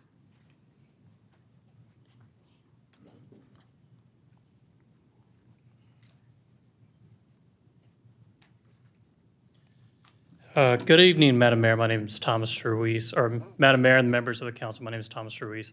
I'm a representative of Labor's Local 783. We are here tonight to support the Chino Parcel Delivery Project. We have developed a partnership with Scanal Properties that will ensure that this project will be an asset to the community by creating long-term employment and quality construction jobs that will provide family-supporting wages, benefits, and retirement. We have several members here in the audience tonight that live and want to work in the city of Chino who support this project. We support the investment into Chino residents and the community. The project gives our members and other tradesmen alike the opportunity to work on a project close to home. Many of our members travel long distances to LA, San Diego, to find work opportunities like the one that's going to be provided. Our members take pride in the projects that they build and will undoubtedly take pride in the building a project in their own neighborhood. Labor's Local 783 has a diverse membership of hardworking men and women looking for the opportunity to build and sustain a construction career. One of our members here tonight is a long-term resident of Chino and a 17-year member of the Laborers Union from working from project to project, building bridges, roads, and tilt-ups like the project you'll be voting on tonight. I'll leave her comments for let her speak her own comments, but I just wanted to share that a little bit to give some context of the type of jobs that are provided, even though we represent construction workers and it's a project by project basis, we create careers in construction so that we have the workforce to expand the roads, build the bridges, and build fine facilities like this. We ask for your support of this project, and I thank you for your time. Carmen Garzon.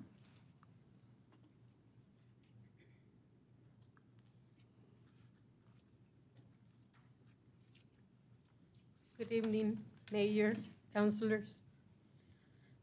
I'm Carmen Garzon. I'm a Chino resident since 1981. And also, I'm a proud and happy union member. And of course, I say yes to the project. Give us the green light so they can provide good paying jobs. It helps the people and it helps the community. And we work with a lot of pride. We're in and out, do everything right.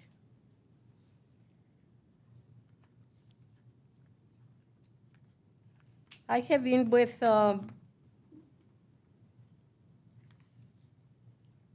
projects that they don't accept the work, but please accept this one. This is a good one for all of us. I love Chino. My family does. We all happy. We're a family. Thank you. Thank you. Adam Kawamoto.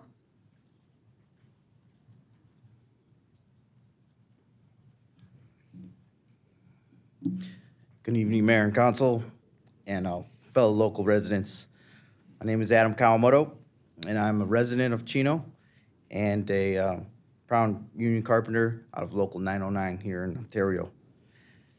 I am also here in support of Scanal Properties, a developer who is for paying good living wage and support of local hire. As a carpenter who is driving to Beverly Hills and LAX to achieve the good living wage, Scanal will give us blue-collar workers like myself the ability to work closer to home and be with my family rather than spending time in traffic and on the road. Also living over there in that area, it's great to hear that Merrill and all the road work over there will get fixed, because I don't know how many times a day or week I drive on those roads, and yeah, they need work. So please, well, thank you. Thank you. Tony Galvan?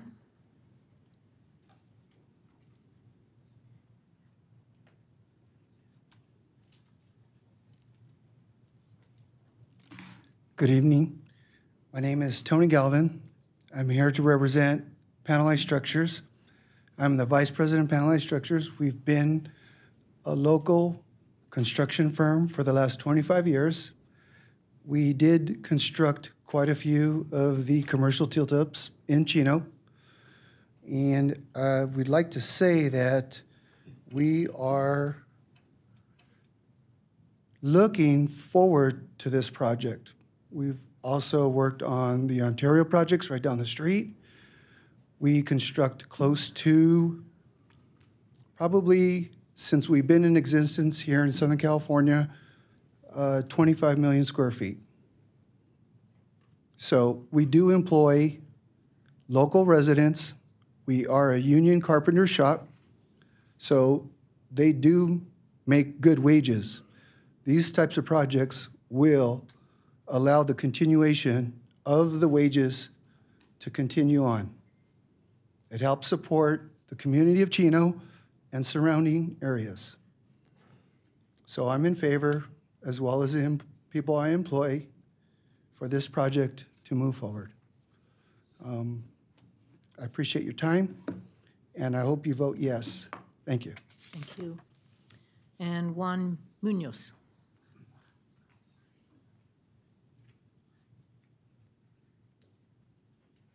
Good evening. So I am pleasantly surprised. 90% of the times where I come and speak on a project, it's usually against it because the developer is trying to become a drain on the community. And I am very surprised and very happy that Scanel is the opposite. They're willing to incorporate or put money towards infrastructure, pay good paying jobs, build it green. This is almost unheard of. I think they should be commended. They want to be part of the fabric of the community, and that's something that you really don't hear of at all. So I hope that you guys approve this project. They're doing a great job. Thank you. Thank you. Those are the only written requests to speak that I have. Is there anyone in the audience that would also like to speak on this project? Okay, seeing none. Okay, does the applicant have any additional items to add or responses? No? Okay. Then I'm going to close the public hearing. Are there any other comments from council members? Okay, then I have all kinds of notes. I probably won't go over all of them. As Mr. Hargrove noted, he and I met with Mr. Lehman on this project several weeks ago to talk about the details and ask a lot of questions about this project. I have to say that, Courtney, you have responded quite well with a lot of details and additional information, obviously. From a personal aspect, from a planning perspective, this project does fit in with the surrounding neighborhood. If you look at it by itself with the traffic impacts, then you think there is going to be a negative impact. But when you broaden your view of the whole area, especially on the Ontario side, we're going to have a tremendous impact to our whole area with the industrial development that's coming. This is a small piece of it. When I weigh the negative impacts, which is traffic, of course, to the positive, which is shutting down traffic on Kimball, which will help the neighborhoods there tremendously. The additional infrastructure that's going to be built that we don't have the money to do. The flooding at Maryland Grove is phenomenal. If you've ever been down that area when there's a strong storm, that particular intersection really floods. Part of it's because of the detention basin that's just south of Riverside Drive. Flood Control District will only allow so much water in that, and if it fills to a certain point, they open the floodgates and it goes down Grove Avenue and floods that intersection. The airport, unfortunately, San Bernardino County has no funding set aside to improve Merrill Avenue, either the portion that fronts the airport directly or the Grove Avenue storm drain. They don't have anything earmarked. They are selling that piece of property. I believe it's sold for $65 million, but unfortunately, there's not $1 earmarked that will go back into that airport. Scannell has ponied up to put $5 million toward the improvements of Merrill Avenue, which our staff is working in conjunction with Ontario to jointly take care of improving that entire stretch. And as you saw on the map, there's a lot of industrial that's going to be built along Merrill on the north side. Those of you that have driven Merrill know there is a huge drainage ditch on the north side. I've been surprised over the years that we haven't experienced accidents of cars going into that drainage ditch, but thank God we haven't. But it does need to be improved. The traffic, I believe, will use Euclid and then go on up to Ontario Airport or the 60 freeway. I don't think the surrounding streets will be impacted by the strong or the big trucks. We all are rather dependent now on parcel deliveries. It seems like we do a lot of our shopping online instead of directly going to stores. And not unlike other things that we experience where if our computer, if it doesn't respond to us in 3 seconds, we think it's taking too much time. We order a package and we want it delivered the next morning. But we don't want to be impacted by traffic or trucks. I don't know how we're supposed to get this stuff done and not have traffic, but anyway, we're all kind of spoiled when it comes to that. This project is actually downsized from what it was originally proposed to be. It was originally supposed to be 140 acres. It's now 74 acres. And it was going to be 760,000 square feet. Now it's 503,000 square feet. So it is quite a bit smaller than what it was originally proposed to be. I think Nick did an excellent job in explaining the EIR, the things that cannot be mitigated. The local impacts will be mitigated, definitely mitigated, by Scannell's participation in the needs that we have, especially in the streets.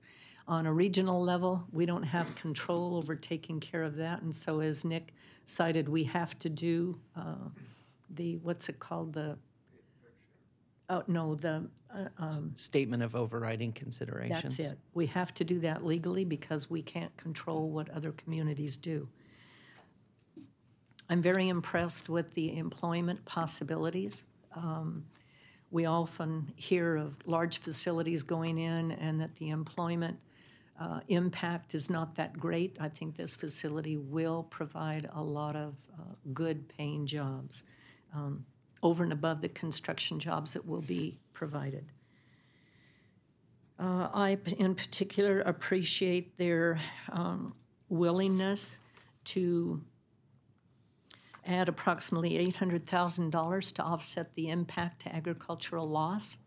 And we are accumulating funds and have for a couple of years on ag lands that has gone away so that the City of Chino can hopefully locate a parcel of land where we can have farming once again and have our farmers markets back.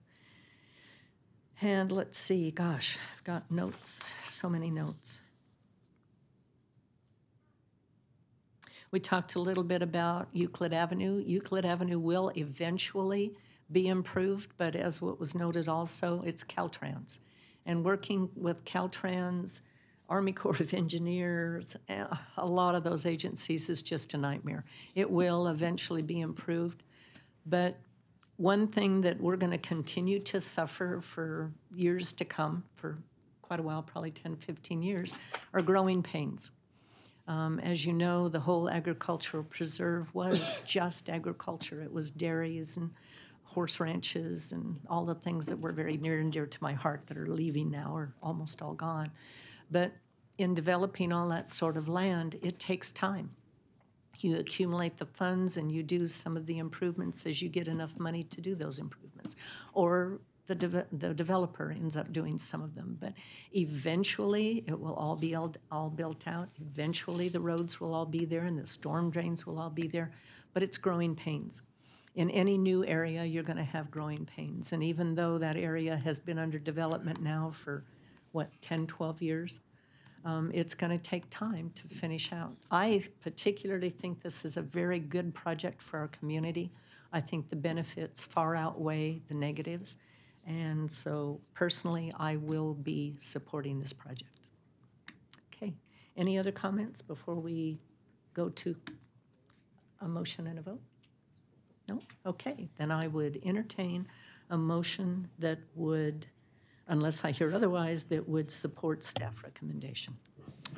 And with that, just for clarification, what the suggestion is for the motion to also include in the resolution certifying the EIR for this project, which is Resolution 2019-041, to also include the conditions on the green improvements that were displayed, and they will just be copied from that slide. So noted. Thank you. I just have one question. We're not going to have any more trucks on Kimball from this facility, but are we also doing the same thing with the rest of the buildings that are around there, or are we just doing the FedEx facility? Changing the whole. Great question. So when we had a meeting down in the preserve, Councilmember Hargrove, with the blessing of the rest of the council, had recommended that we change our transportation element, which is part of the general plan, to remove the truck route on Kimball Avenue. That would be a separate and an independent action that we'd be taking. But the condition of approval that's been added on this project is consistent with the action that's been directed by the council. But that will be coming to us to close down Kimball as a truck route, which will help the preserve tremendously, homes in that area. Any other questions or comments? Okay, then I would entertain a motion. Okay, there's a motion from Mayor Pro Tem Howie, second from Councilmember Rodriguez. Please vote.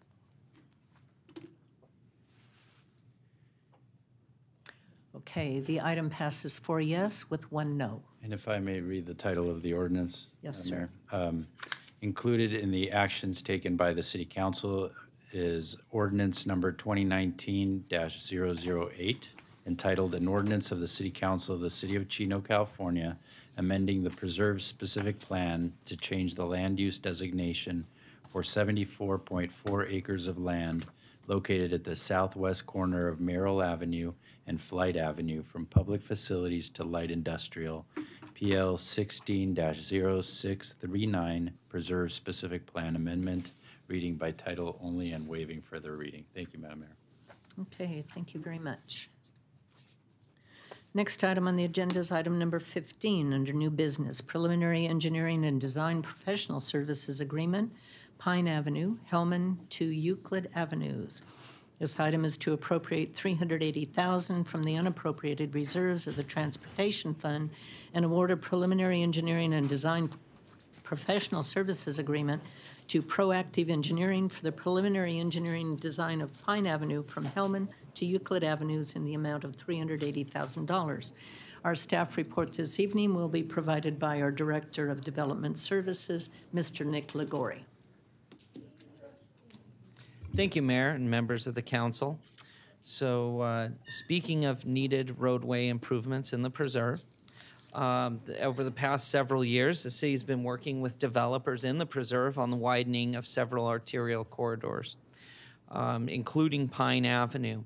Typically, this is done through what we call dedications, where when a property owner in the area develops property adjacent to a roadway, they're required to dedicate the ultimate right-of-way to the city and make improvements along those frontages.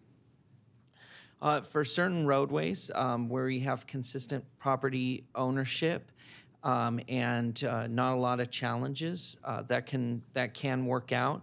In the case of Pine Avenue, we have significant challenges that need to have a more global approach. And so in the last year, staff has been prioritizing the improvement of many of the east-west roadways. And Pine Avenue is one that's a focus because it's ultimately supposed to be a 6-lane roadway with a landscape median. Currently, it has anywhere between 2, 3, or 4 lanes, depending upon where you're at. And additional challenges with Pine Avenue are we have multiple adjacent private property owners, some of whom's property is zoned for development, but others it's not because it's adjacent to the floodplain. It does run through the middle of the flood, not the middle, but it's on the periphery of the floodplain, but it is flood impacted in its current designation or configuration, I should say. And so we need to raise it up in certain areas to bring it out of the floodplain. We also have to work with Orange County Flood Control and the federal government, the United States Army Corps of Engineers, to get permits to do some of this work and to acquire right-of-way from these two agencies, one county and one federal. So it's staff's desire to really take the lead on the widening project as a whole and not rely on adjacent development to, through a piecemeal fashion, put it together. So to move this project forward, staff is recommending entering into contract with Proactive Engineering for the preliminary engineering and design of the ultimate roadway. Mr. Mark Anderson would be the principal engineer assigned to the project. He has been working on several of the design aspects of the project, including stormwater management, in a very significant way for the last several years. And so he is definitely the most qualified engineer to provide these services. The contract with Proactive is proposed as a not-to-exceed amount of $380,000, and it would be billed monthly on a time and materials basis. Mr. Anderson's work will assist staff in moving forward towards construction of the full improvements on Pine Avenue. Will also help with the phasing improvements to enhance existing circulation while we're getting permits for the ultimate widening. So we're really looking at Pine Avenue construction in a series of phases. Phases 1 and 2, which have been worked on for the past couple of years, are near completion. Phase 3 is hopefully going to be under construction this spring, right after the rainy season. That would widen Pine Avenue to 4 lanes from Euclid to Hellman. That would significantly help the flow. And Mr. Anderson will be working on those plans as well as doing the ultimate plans and helping us acquire our permits through the Army Corps of Engineers and Orange County Flood Control. So therefore, staff recommends that the City Council take the actions as noted in the staff report, and I'd be happy to answer any questions you might have. Thank you very much, Nick. Is there anyone in the audience that would like to address the council on this item? Okay, seeing none, are there any comments or questions from council members? Okay, then I would entertain a motion. Motion from Councilman Lucio, second from Mayor Pro Tem Howie, and the item passes unanimously. Next on the agenda is City Manager Employment Agreement. This is to approve the 5th Amendment to our City Manager's Employment Agreement, which will extend his contract to July 31st, 2024. Maybe I should say 34, but it's 20. Keep him around forever. I believe I speak for everyone here, and that is we believe, Mr. Valentine, that you have done an exceptional job of leading our community. And we're happy with you to the point where we wish to lock you in for another 5 years if you should so desire to do that. I do. You do? Okay, then I would entertain a motion to approve his contract. Okay, it's been moved by Councilman Lucio, second by Councilman Rodriguez, and it passes unanimously. You are ours for another 5 years. Yay. Okay, and with that, we will go on to council reports. Poor Matt. Let's see, 5 years from now, I probably have all white hair. Let's see, on Wednesday, September 4th, I attended the Omnitrans and SBCTA Board of Directors meeting, and some issues have been coming up about Omnitrans' future funding. As you all may or may not be aware, public transportation never pays for itself. It's always heavily subsidized, and Omnitrans is no exception. So due to future funding concerns with public transportation, Supervisor Rutherford requested that a study be done on possible future changes between SBCTA and Omnitrans to secure financial security for our public transportation. So it'll be interesting to see the results of that study. On Friday the 6th, I attended the senior birthdays, which is always enjoyable. Saturday the 7th was a very special event. It was a roof dedication appreciation ceremony. Local veteran Augustin Rodriguez, who's been a resident for many, many years, needed a roof, but he couldn't financially afford it. So Shell Roofing Solutions Group, ABC Supply, Ted Berkeley Construction, they all got together and donated their labor and supplies to put a roof on Mr. Rodriguez's house. City of Chino Building Department fast-tracked the permits and inspections, and Mayor Pro Tem Howie provided assistance in helping Shell Roofing make the effective contacts within our city.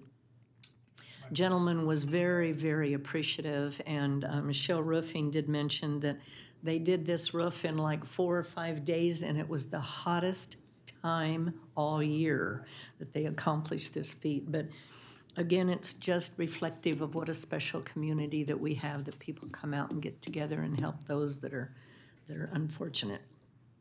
Tuesday the 10th, I attended the first of 3 Santa Ana River Watershed Ambassador Program workshops for local policymakers. These workshops are conducted in San Bernardino County, Riverside County, and Orange County, which are the 3 counties that the Santa Ana River runs through. Let's see. These workshops are organized by the Local Government Commission and certified by the Santa Ana Watershed Project Authority. So it's very interesting. The first section was an introduction to the history of the watershed, regional water management, and connecting jurisdictional needs and watershed management. Wednesday the 11th, I attended the 9/11 event with the Chino Valley Fire District. It's held annually by the district. It was very, very well done, well attended. It's a very, very moving ceremony to commemorate the 3,000 that lost their lives and the 6,000 people that were injured, in hopes that we would never, ever forget those that lost their lives, and many who are still suffering today. Very moving event.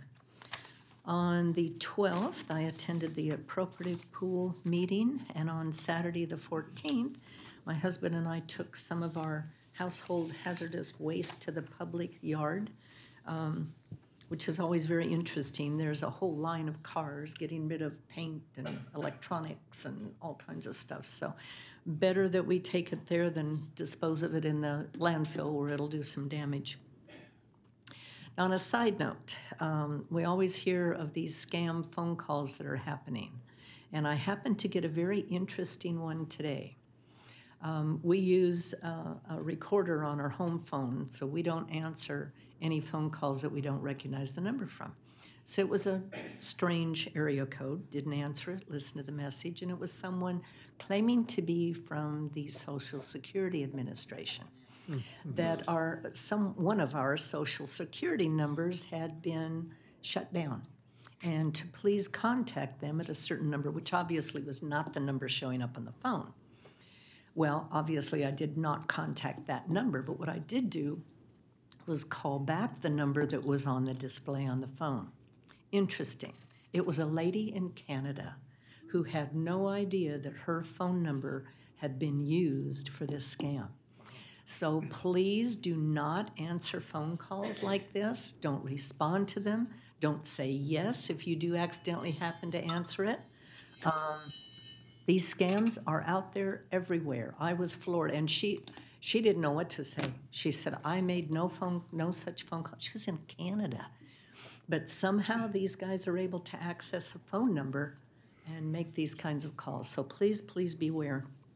Also, there are also reports of very strange incidents happening where a female will come to your door either very late at night or early in the morning in a panic mode saying that she needs help. Don't answer the door. Call the Chino Police Department, okay? Tell her, I'm gonna call the police department, just wait right there, because what's happening apparently is there are two men waiting in the shadows for you to open that door. She's been seen getting back into a car with two gentlemen. So please don't answer your door for people that you don't know. Call 911, call the PD, and tell them what's happening. Please don't be victimized. So that's what I have this evening. Mayor Pro Tem Howie, do you have any good news? Yeah, well, you also, did you mention you rode in the parade at the fair? No, with your car? Yeah. And got to show off and, yeah. Yeah, Go ahead. my husband has a 1956 restored Nomad. It's gorgeous. And so, in fact, we're supposed to ride in it again tomorrow. Oh, nice. At the LA County Fair. Of course, he's all proud, his chest all puffs out and everything. So. Good. That's good news. Yeah, it was fun. That's good news. Okay, so just a number of events I attended the last 2 weeks. Water facilities. It was a water day on September the 5th, a TAC meeting, technical advisory meeting with the Water Facilities Authority and the Chino DeSalter Authority board meeting. We had that day. And also in the evening, I attended the Building Industry Award reception that they had. And it was interesting because they talked about the number of houses that are, planned on being built and all the building that's going on in the state, and that there's just not enough people in construction to build these kind of numbers. They were talking about, it seems, if you really want to get a good career and you're young, think about getting into the building industry. They need carpenters, they need plumbers, electricians. It was almost like if every 4 people who are retiring, only 1 person is going in to the industry. So I was kind of alarmed and kind of shocked by those numbers. So that was an interesting reception I attended. And then speaking with Mr. Rodriguez, his house, for the roof on his house, he was so appreciative to get that. It was a free roof. I mean, how many companies would actually come out and put a roof on somebody's house? And so good. $30,000. It was a $30,000 roof they did. And I think he'd been in that house like 42 years. He was the original owner of that house over on Witherspoon. And it was very touching. It was really good. And Shell Roofing, shout out to them. And then I just attended a number. Let me just mention the police swearing in and badge pinning. So it was the last Monday at 2:15. The police department got all their new officers and their promotions, and some of the other employees. They had a huge swearing-in party and badge. I've never seen one that large. I think we had 9 sworn in that day. So that was so now we found a way today to help pay for some of those policemen, which is a good thing. And that's always a great event to see all the excitement at the PD. And then a transportation meeting I attended, also an investment company meeting for the city, and a memorial for the 9/11. I can't believe it's been 18 years since 9/11. I had just gotten on the city council in May, and 3 or 4 months later that the 9/11 happened. And boy, 18 years, it's just hard to believe it's been that long. Yeah. Anyway, that's it. Okay, Councilman Hargrove. Okay, September 9th, I also attended the swearing-in ceremony. Very nice to see all those promotions, and I think there's a couple of new hires in there also. Nice to see people promoting through the ranks. And then September 11th, I attended the Chino Valley Unified School District Measure G Oversight Committee. Large contingency of staff and parents attended that meeting, which is very unusual for our meeting, and most of it was related to lack of communication from the school district to the community in regards to Chino High School and what's occurring. They're technically in phase 0.5, so they haven't started the administration buildings and the classrooms yet, but there's just some concerns. Really, all the details related to that was in the Chino Champion this last weekend. If you want to read that, I think on front page. And then lastly, just want to shout out to Chino High School on Friday, September 27th. So a couple weeks from now, a week and a half, they're going to have their first annual homecoming parade at Chino High School. Go from Jefferson and 10th Street. Starts around 5 o'clock, I believe. If you're an alumni, they'd like you to be in that parade, and you can call them up, RSVP, and then they're going to go into the stadium and band and alumni and all those kind of things. So good new tradition to kind of kick off something that I'm not aware that they've done before. So yeah, if you're interested in that, or I know there's a lot of alumni out there that would like to participate, give them a call. And that concludes my comment. Okay, Councilman Lucio.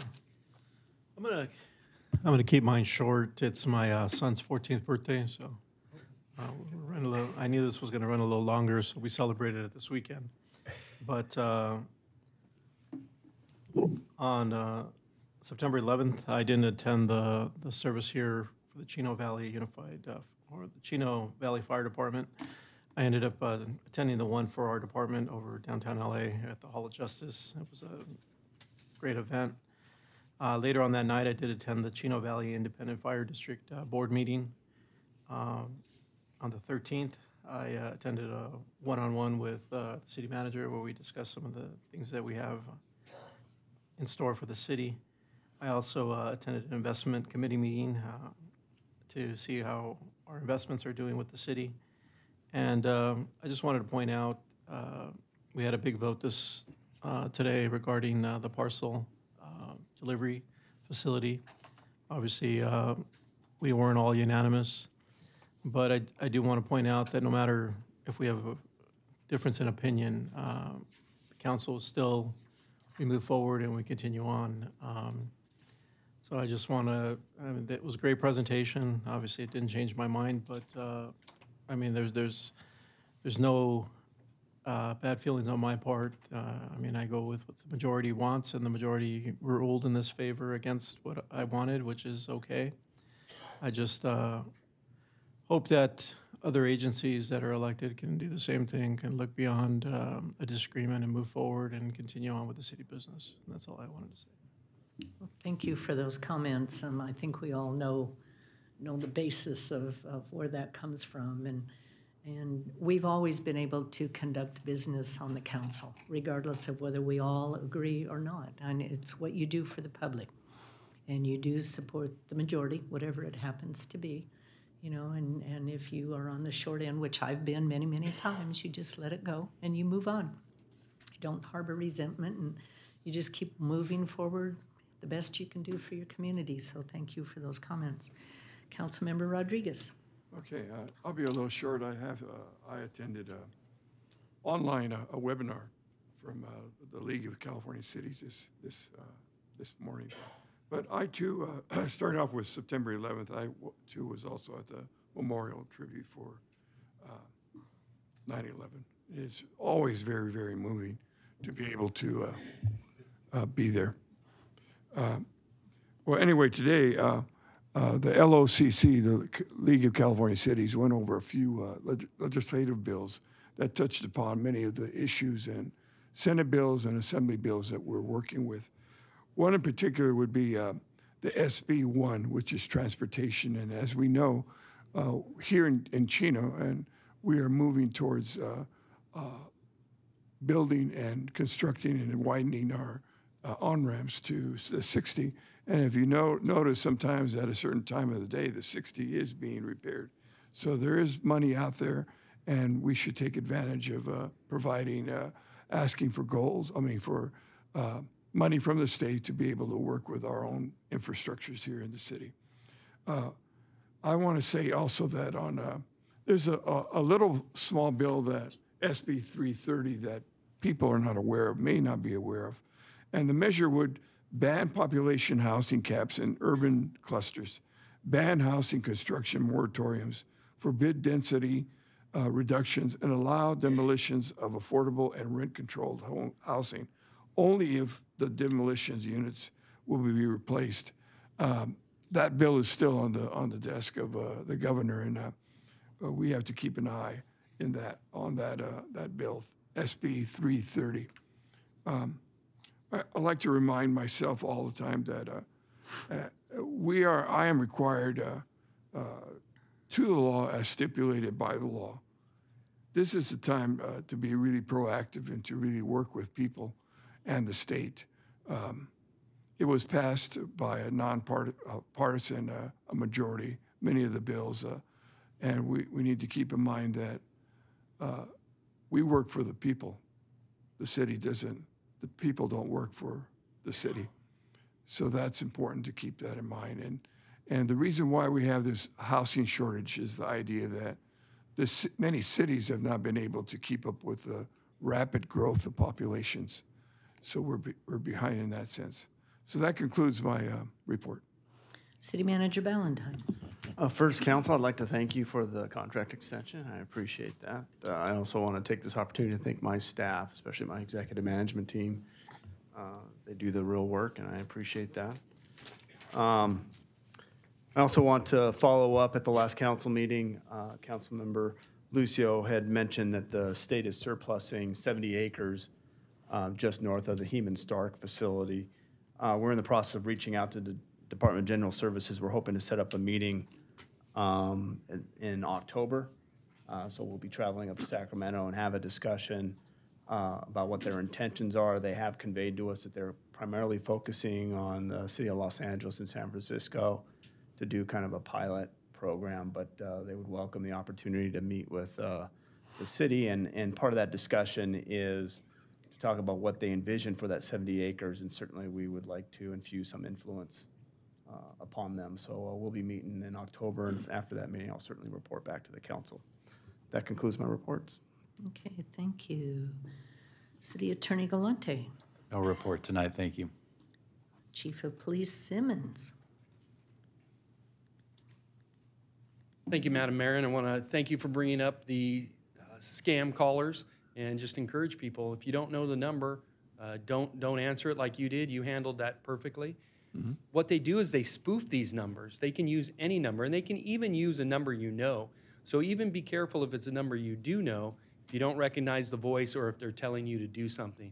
Always make sure that you vet that out properly. Never call a company back with a number they give you. Go research the number yourself and call them back to make sure it's them.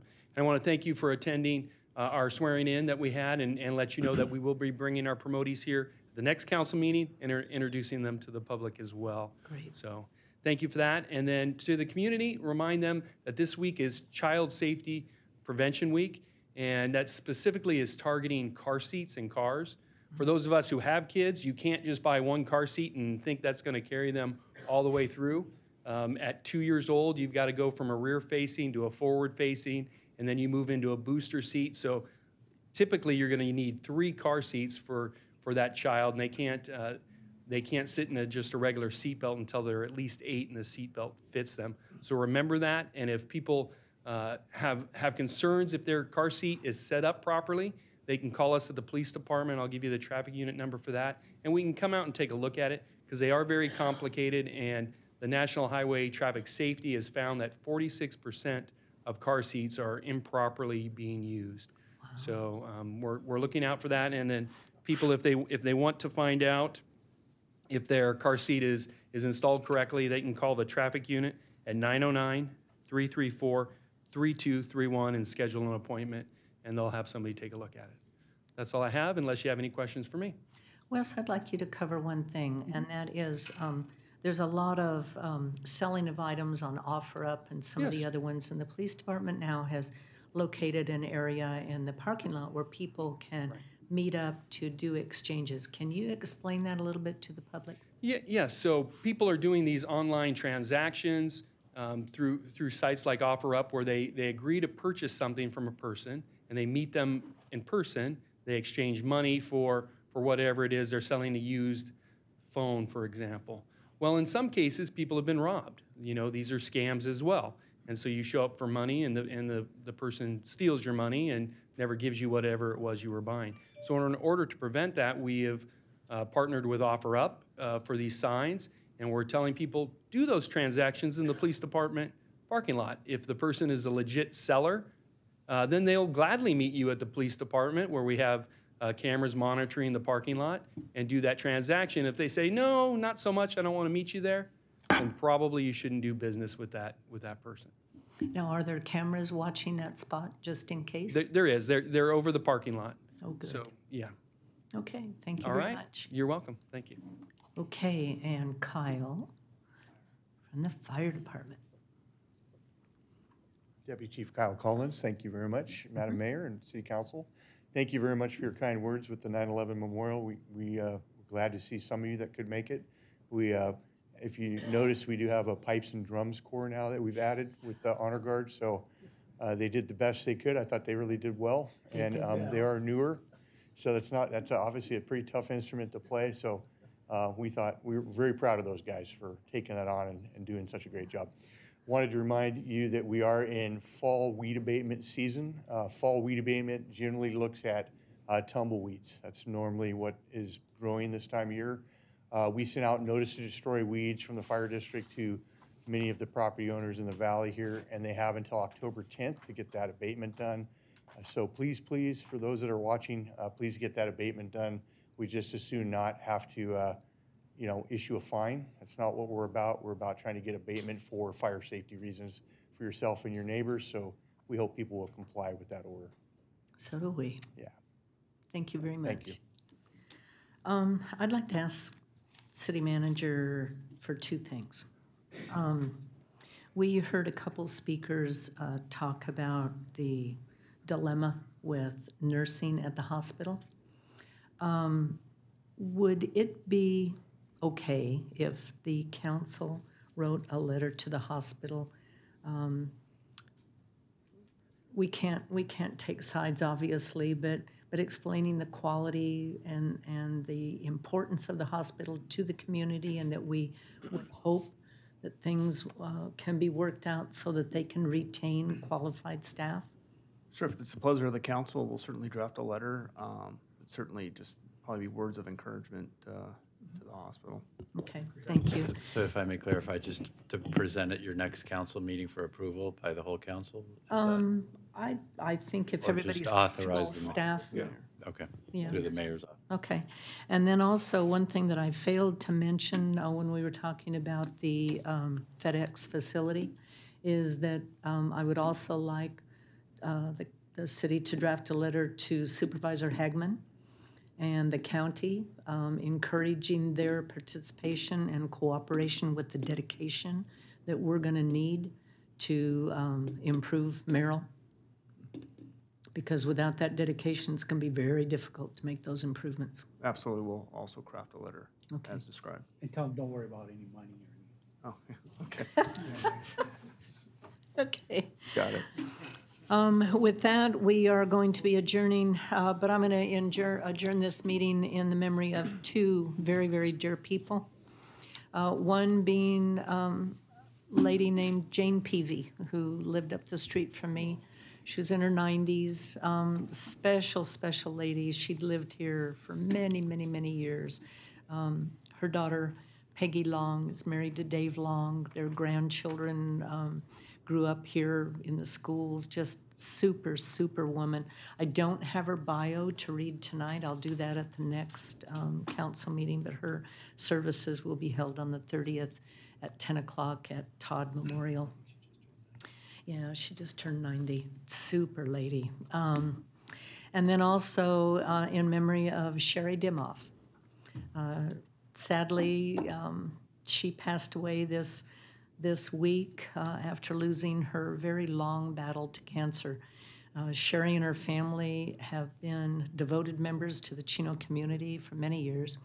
Her father, Pastor Sheldon Boyd, has served our community as both a pastor and a chaplain to the Chino Police Department for years, while Sherry served the city as a community services specialist in the after-school program at our Preserve Community Center from 2009 to 2011. Where her picture is shown on the screen. She fought a very, very brave battle against a very horrible disease. And she did it with dignity. But she just got to the point where she just couldn't fight it any longer, and she just wanted to go home and be with the Lord. So she stopped all of her treatments, and she passed this week. So we're adjourning this meeting in memory of Sherry Dimoff and Jane Peavy. And our next council meeting will be held on Tuesday, October 1st at 7 o'clock, with closed session at 6 if necessary. We are adjourned.